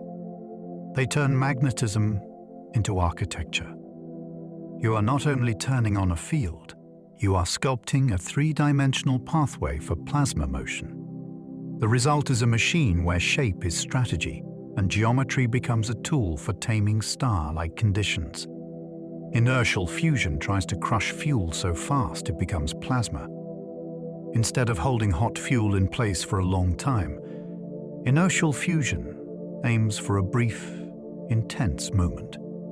A tiny pellet of fuel is blasted from many directions, often with lasers or other drivers, so the outer layer blows off and the rest is forced inward. That rapid inward push compresses the core to extreme densities and temperatures, creating a plasma where fusion reactions can occur before the material has time to fly apart. Timing is everything. The energy must arrive evenly, the target must be made with extraordinary precision, and the implosion must stay symmetrical under violent conditions. When it approaches success, the physics is breathtaking. A speck smaller than a fingertip can become a miniature star core for an instant. It is a different philosophy from magnetic confinement. It is not about patience. It is about speed, compression, and a flash of conditions so extreme that fusion can ignite before inertia gives way. Some experiments create plasmas dense enough to behave like liquid metal. Plasma is often pictured as thin and wispy, yet under certain conditions it can become so dense that its particles interact strongly, more like atoms in a fluid than graphs in a gas. In these strongly coupled plasmas, electrical forces between neighboring particles can dominate over random thermal motion. That can give rise to surprising behaviors, including flow patterns and collective effects that resemble those in liquid metals. Scientists create such states in specialized setups, sometimes using very cold temperatures and high densities, or by using plasmas made of heavy ions. These experiments help researchers test theories about matter under extreme conditions, including those found inside giant planets and some stellar environments. The fascination is in the blend. You have a state defined by free charges, yet it can behave with the cohesion and viscosity we associate with liquids. It challenges the simple ladder of solid, liquid, gas. Plasma can cross into territory where it feels almost tactile, even while remaining electrically alive. Quark-gluon plasma recreates matter as it existed moments after the Big Bang. In the earliest instance of the universe, conditions were so hot and dense that protons and neutrons could not exist as separate, stable objects. Their building blocks, quarks, moved freely in a seething soup bound by powerful forces carried by gluons. Physicists call that state quark-gluon plasma, and it is created today in particle colliders by smashing heavy atomic nuclei together at tremendous energies. For a fleeting moment, a tiny region reaches conditions that resemble the early universe, and then it cools and condenses into ordinary particles again. The measurements are indirect, yet they are remarkable. Scientists infer the properties of this state by tracking sprays of particles and subtle flow patterns that reveal how the hot matter behaved. It is not plasma in the everyday electrical sense. It is plasma in the deeper sense of a liberated medium, where constituents normally locked inside matter become free to roam. In a laboratory, time briefly runs backward toward the beginning. Particle colliders can briefly produce this early universe plasma in tiny fireballs. The scale is almost comedic. Enormous machines accelerate nuclei close to light speed. Then the collision produces a fireball smaller than an atom, lasting less than a heartbeat of the smallest 18 kind. if inside that tiny region, temperatures soar high enough to melt hadrons into their constituents. The result behaves like an exotic fluid that can flow, expand, and cool in a patterned way. One of the surprises is how collective the motion appears. Even though the system is tiny and short-lived, the debris shows signs of coordinated flow, as if the matter had time to behave like a liquid. That clue suggests the interactions are incredibly strong. Researchers use detectors like giant cameras, capturing tracks and energies from thousands of particles, then reconstructing what happened in that brief instant. It is a strange kind of archaeology. From fragments that exist for a moment, we infer the behavior of matter from the dawn of time. The universe's first conditions echo inside modern steel and sensors. Plasma can emit light at very specific colors that reveal its ingredients. When ions and electrons collide, they can excite atoms and ions into higher energy states. When those excited states relax, they emit light at particular wavelengths, like musical notes that belong to specific elements. Hydrogen has its own set of lines. Helium has another. Heavier elements add their own distinctive patterns. This is why plasma can act like a fingerprinting lamp. If you split its light with a prism or a grating, you can read which species are present and often learn something about temperature and density too. In space, this is how we know what stars and nebulae are made of, even though we cannot touch them. In laboratories, the same principle helps diagnose discharges and industrial processes. It is a beautiful connection between physics and perception. A glowing plasma is not just pretty. It is speaking in a coded rainbow. With the right tools, you can translate that rainbow into a list of ingredients and conditions, all from light alone. Spectroscopy lets scientists read plasma conditions from its glow. Seeing a color is only the beginning. Spectroscopy measures the exact positions, widths, and shapes of spectral lines, and those details carry physical meaning. A line can broaden when particles collide frequently. It can shift when strong electric fields are present. Relative line strengths can hint at temperature and how ionized the material is. In hot plasmas, even the presence of certain lines can tell you that electrons have enough energy to knock away additional electrons from atoms. In fusion devices, spectroscopy helps researchers monitor impurities that would cool the plasma and harm performance. In astronomy, it reveals how fast plasma is moving, because motion shifts wavelengths through the Doppler effect. This makes spectroscopy feel like reading weather from a distant glow. You do not need a thermometer dipped into a star. You need a careful measurement of light and a deep understanding of how charged matter emits it. The plasma broadcasts its state. Spectroscopy is how we learn to listen. Plasma is behind the bright tails of meteors as they burn in air. A meteor streak is not the rock itself glowing like a coal. As it plunges into the atmosphere, it compresses the air in front of it so violently that the air heats up. That heating strips electrons from molecules, creating a plasma around the moving object. At the same time, the meteoroid sheds material that vaporizes and becomes part of the luminous wake. The glowing trail is a blend of ionized air and ionized meteoric vapor, radiating light as excited atoms and ions relax. This is why different meteors can show different colors, depending on speed, composition, and atmospheric conditions. The effect is fast, and it can feel like a simple streak, yet the physics is rich. For a brief moment, a tiny visitor turns a column of sky into a plasma laboratory. It writes its passage into the air with ionization and heat. Then the glow fades as the atmosphere returns to normal. Re-entry vehicles surround themselves with plasma that can block radio signals. When a spacecraft returns to Earth, it hits the upper atmosphere at enormous speed. The air cannot move out of the way gently, so it compresses and heats to extreme temperatures around the vehicle. That hot layer becomes ionized, creating a sheath of plasma that hugs the craft. This sheath can interfere with radio communication because it affects how electromagnetic waves propagate. During the most intense part of re-entry, signals may weaken or vanish, which creates a period known as a communications blackout. Engineers plan for this by timing critical operations and by designing systems that can tolerate silence.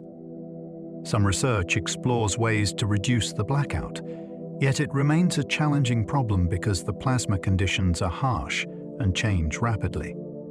The image is striking. A vehicle falls toward home, wrapped in a self-made atmosphere of charged particles. The glow seen during re-entry is not only heat. It is the sky turning into plasma as it is forced to slow the craft. That blackout happens because plasma can reflect and absorb radio waves.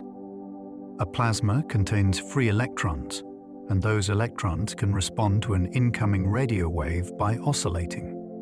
If the radio frequency is too low compared with the plasma's natural response, the wave cannot propagate well. It can be reflected or strongly attenuated, which means the signal fails to reach the antenna on the other side. Even when some transmission is possible, scattering and absorption can distort the message. The details depend on electron density and how the plasma sheath is structured around the vehicle. As the craft slows and the sheath cools, ionization drops and the barrier weakens, and communication returns. This is a rare case where a state of matter becomes a literal wall for information. You can shout in radio, yet the medium between sender and receiver refuses to carry the sound. It is an elegant example of plasma physics showing up in a very practical way. The same rules that shape space environments can also interrupt a call home.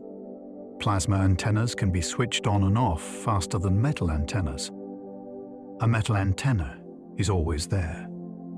Even when it is not transmitting, it still reflects and interacts with signals around it. A plasma antenna can be different because it exists only when ionization is created. Turn on the power, ionize the gas, and you have a conducting column that can radiate or receive. Turn it off, and the conducting structure disappears back into ordinary gas. This can reduce unwanted interference and change how the antenna is detected, which can be valuable in some specialized settings. It also allows rapid reconfiguration, because changing the plasma conditions can change how the antenna behaves. The concept feels almost like a disappearing instrument. You make a wire out of air when you need it, then remove it when you do not.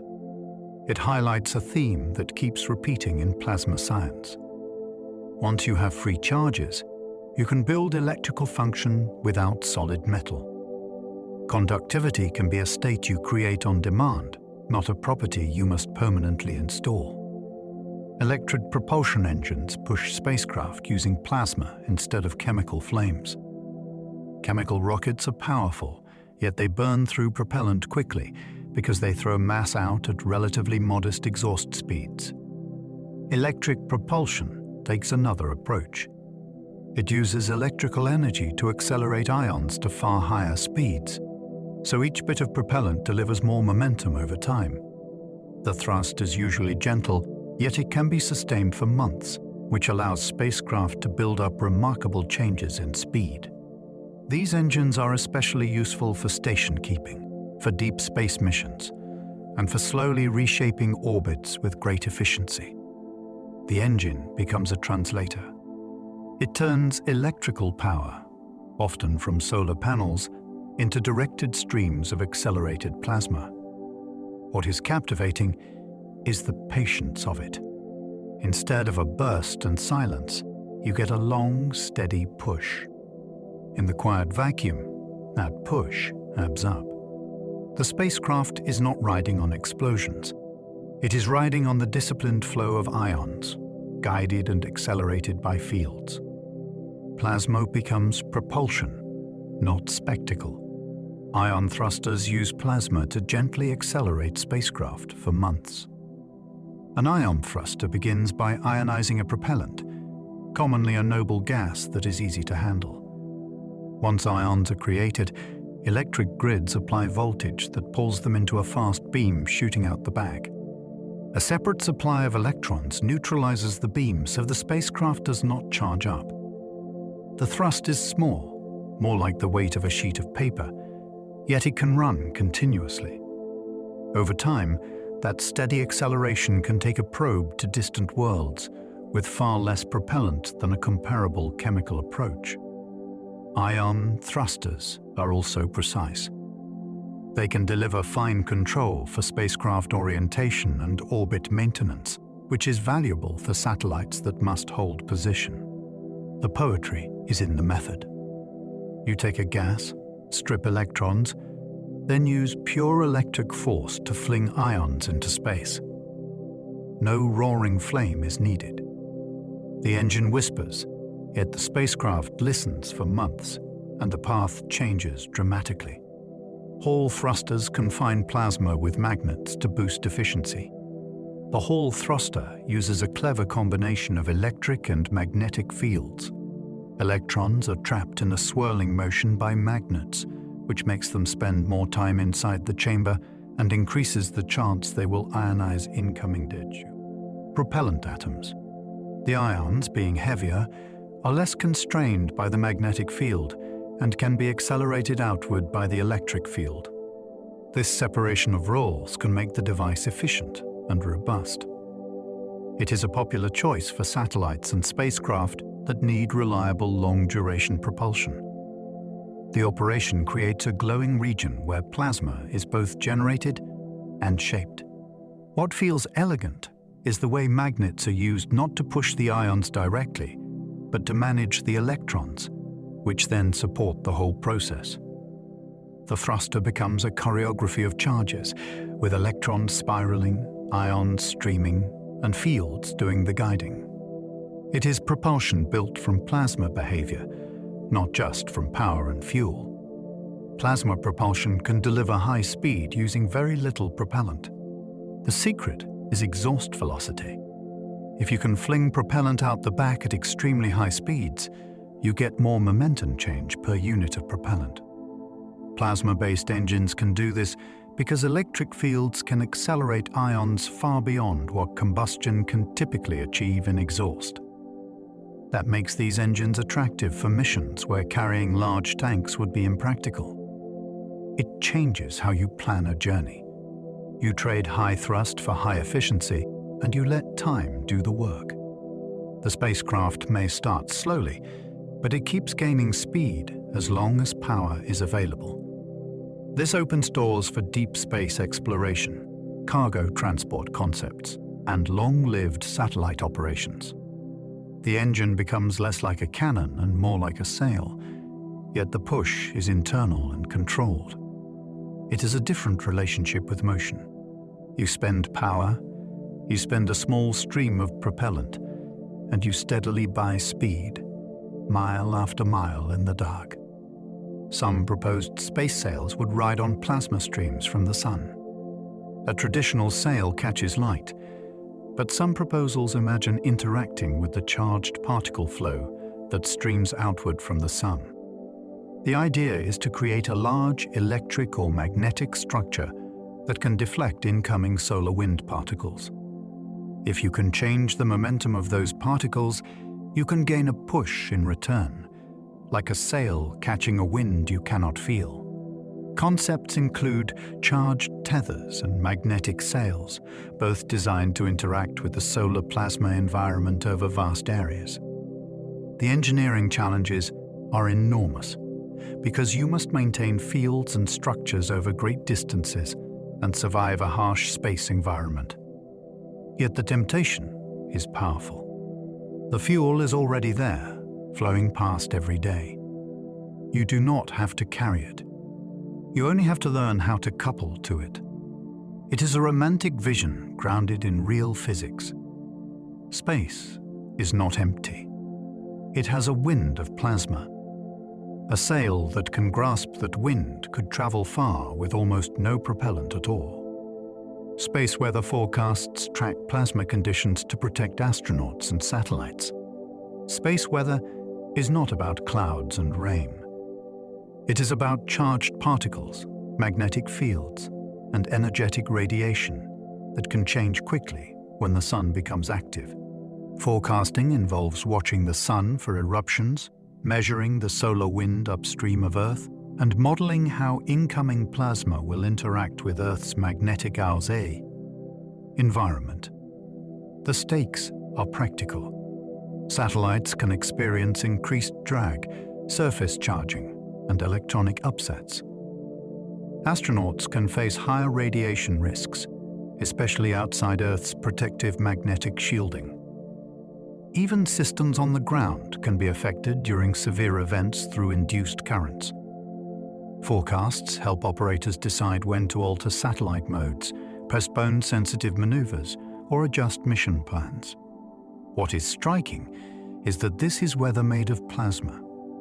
It moves across space. It has fronts and storms, and it can arrive with little warning. The better we understand plasma behavior, the better we can live with a star that sometimes throws tantrums. Space weather forecasting is, in a sense, learning to read the sun's mood through the language of charged matter. Plasma can be created in air, in water, and even inside bubbles. The setting changes the personality of the discharge. In open air, a plasma can spread and branch because the gas around it is free to move and cool. In water, everything is tighter. Liquids resist motion, they quench heat quickly, and they trap reactive products nearby. If a discharge forms inside a bubble, it becomes its own tiny chamber, with gas pressure, humidity, and chemistry all shifting from pulse to pulse.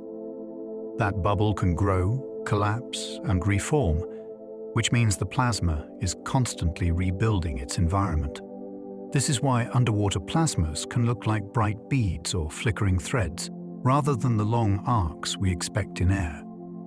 It is also why the chemistry can be so intense. The reactive species do not drift away easily.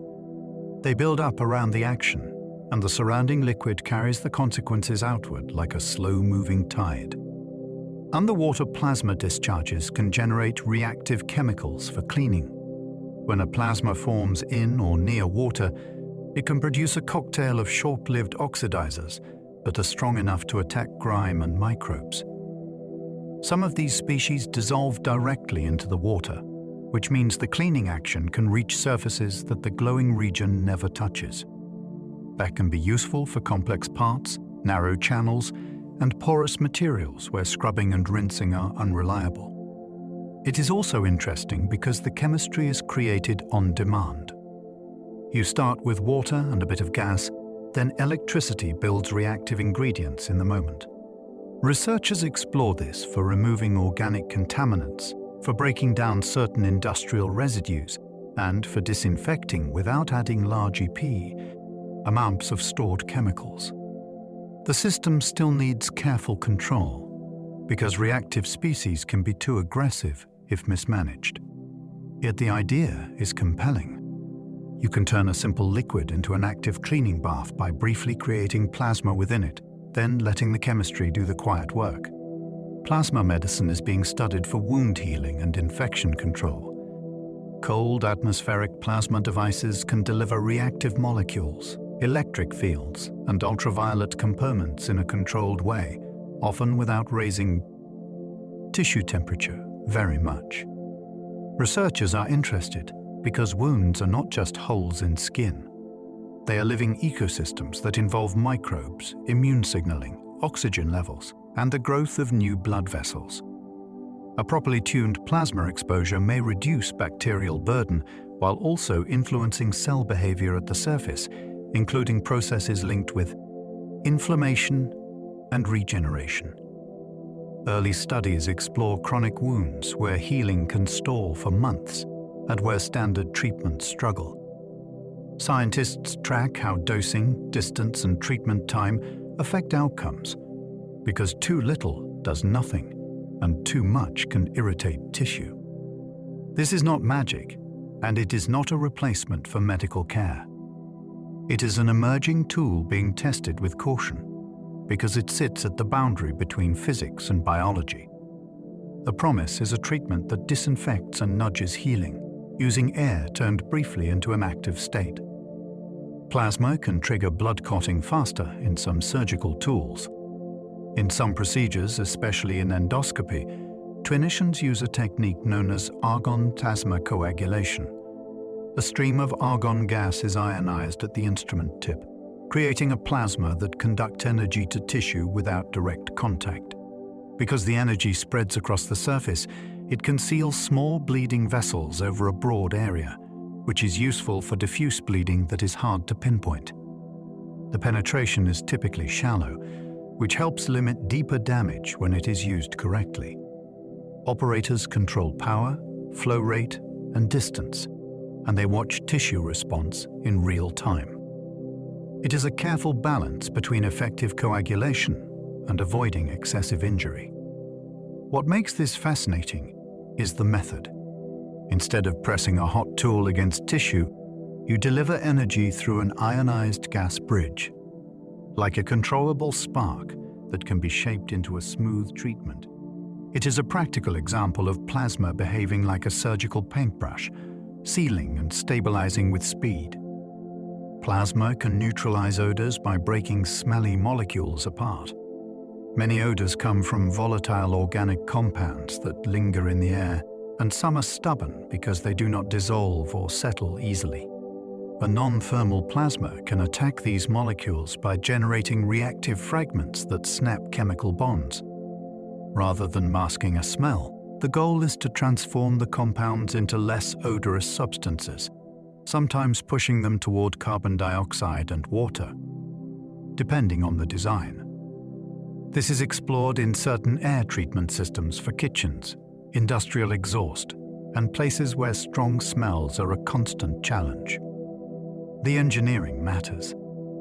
If the process is poorly controlled, it can produce unwanted byproducts, so systems may combine plasma with catalysts that steer reactions in cleaner directions.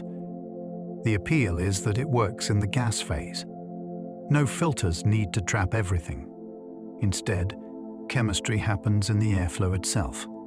In a sense, it is deodorizing by dismantling, using energized air to take apart the molecules that carry smell to your nose. Plasma displays once used tiny cells of glowing plasma as pixels. A plasma television was like a wall of miniature neon lamps. Each pixel contained tiny cells filled with gas. When voltage was applied, the gas became ionized and produced ultraviolet light. Phosphors coated inside the cells then converted that ultraviolet into visible red, green, or blue light. By controlling how long each cell fired, the screen could create shades and motion. The design had strengths. Plasmas could produce deep blacks and wide viewing angles, and fast response made motion feel smooth. It also had challenges, including power use and image retention, and the same bright elements stayed on screen too long. What makes plasma displays memorable is the concept.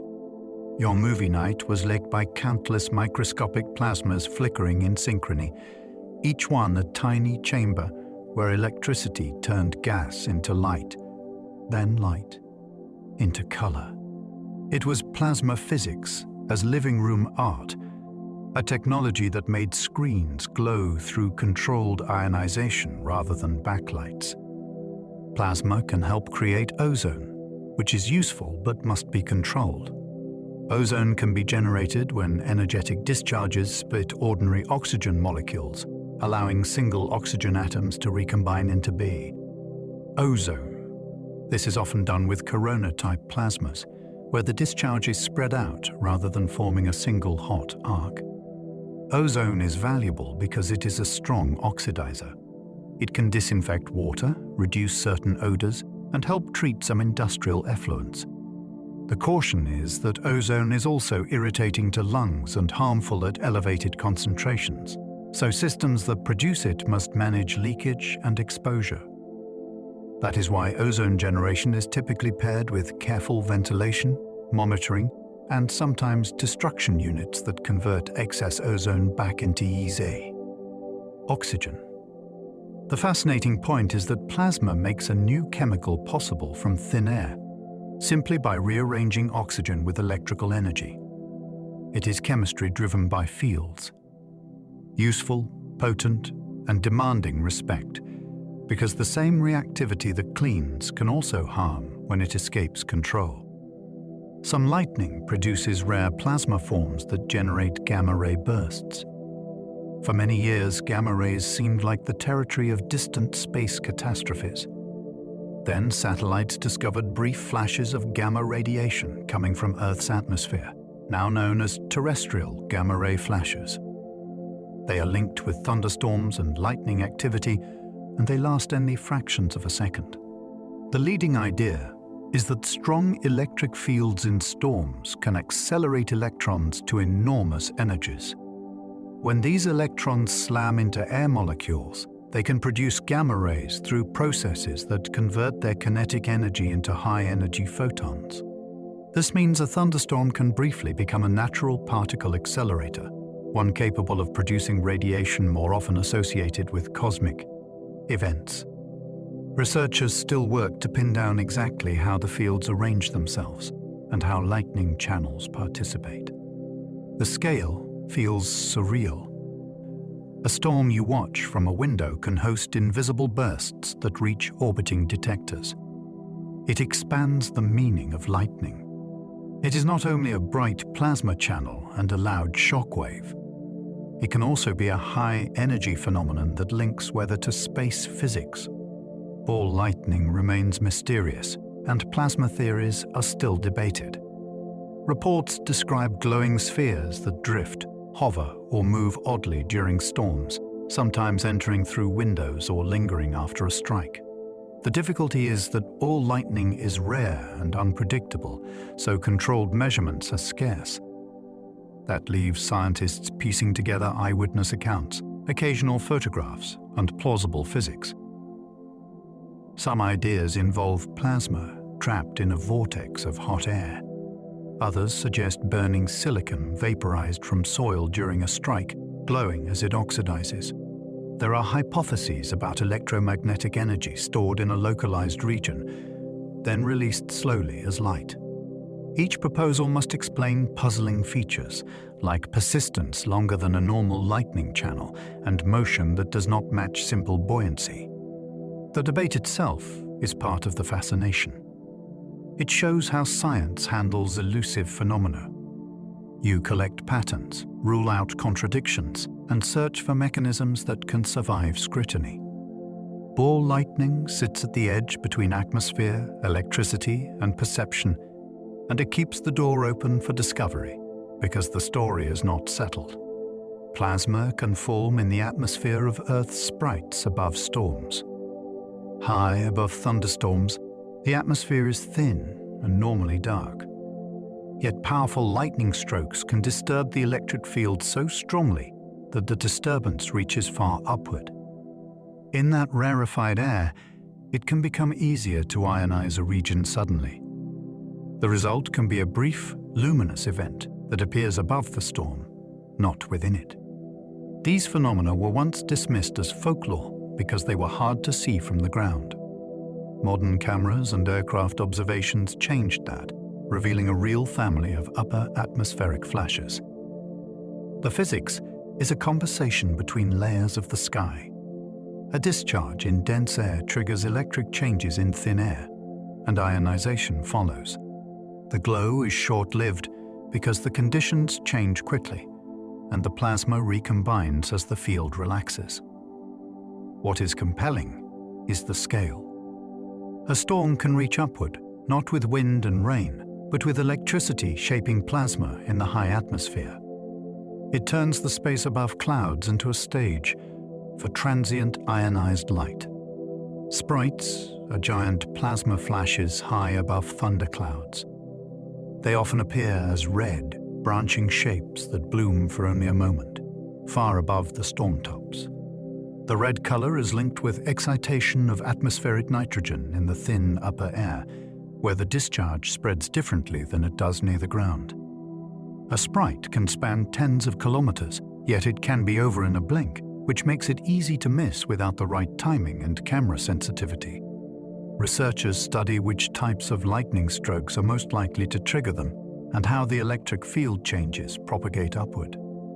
Sprites also matter because they represent energy being deposited into the upper atmosphere, where it can influence local chemistry and ionization. They remind us that thunderstorms are not closed systems. Their electrical effects can extend far beyond the cloud itself. The image is unforgettable. A hidden storm below, and above it, a vast momentary plasma structure unfolding like a silent firework in the high sky. Elves are brief expanding rings of plasma triggered by lightning. An elf is even faster than a sprite, and it often appears as a wide, faint ring that expands outward high above a thunderstorm. The trigger is an intense electromagnetic pulse from a lightning discharge.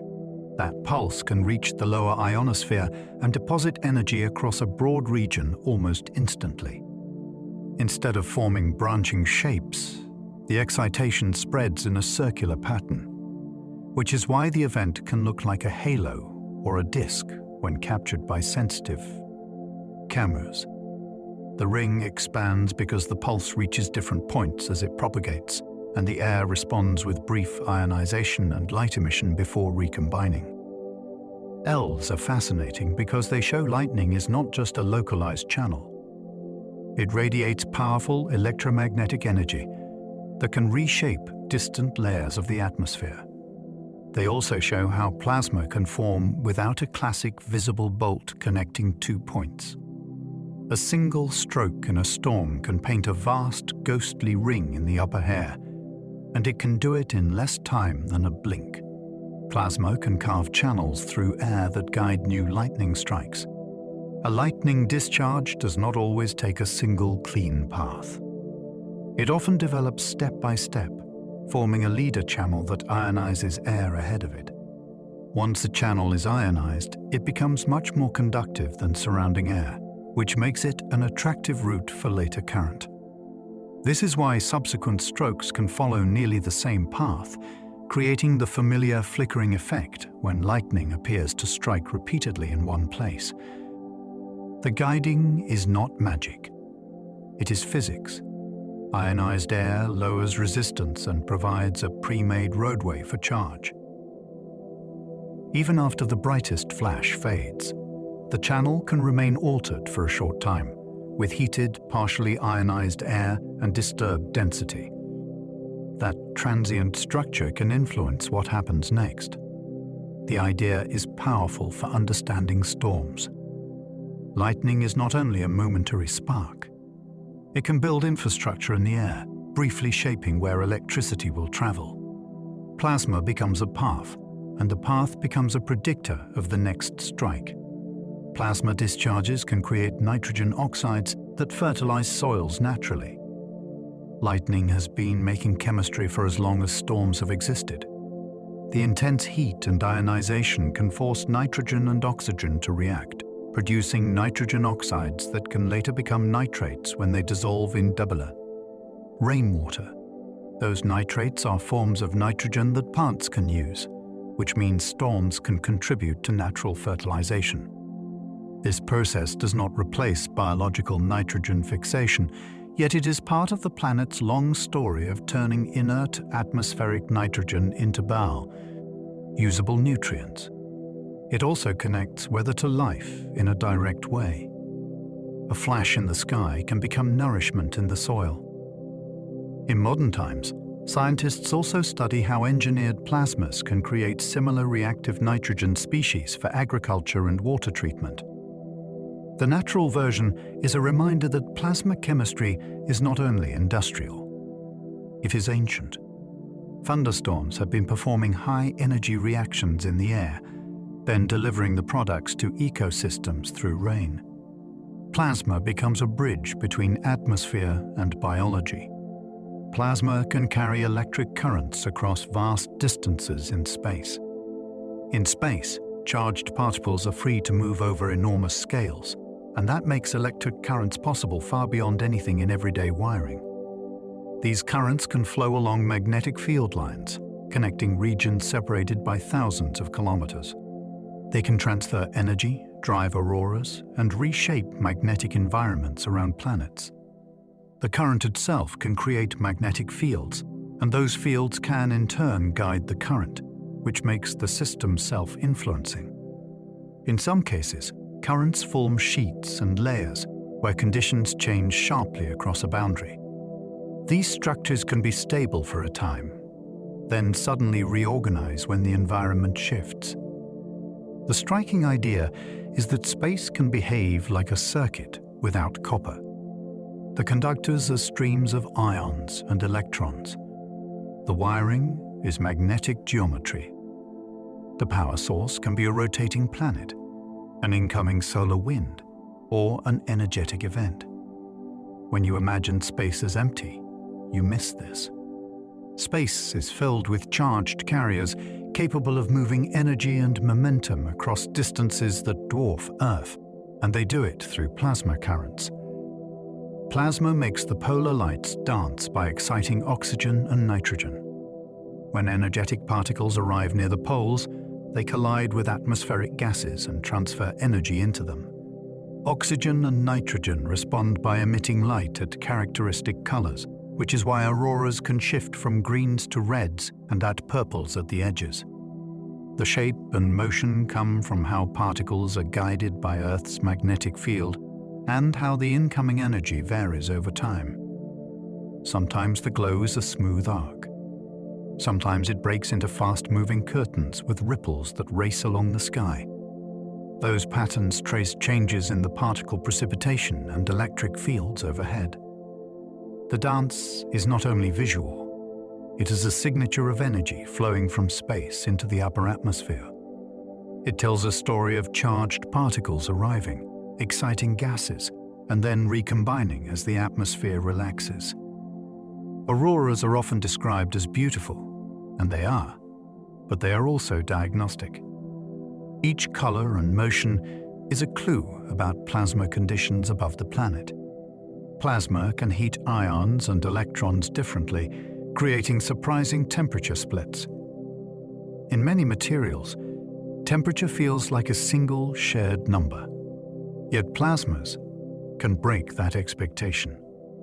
Electrons are far lighter than ions, so they can gain energy quickly from electric fields and high-frequency waves. Ions, being heavier, can lag behind, sometimes remaining cooler even while electrons are energetic enough to drive strong chemistry. This separation matters in low-temperature plasmas used for processing and sterilization, where you want reactive electrons without heating everything around them. It also matters in space, where different particle populations can carry different energy histories depending on how they were accelerated. Measuring these differences is part of diagnosing plasmas, because an average temperature can hide what is really happening. The idea is simple but profound. A plasma is not always one thermalized soup. It can be a layered world where electrons and ions live at different energetic scales at the same moment.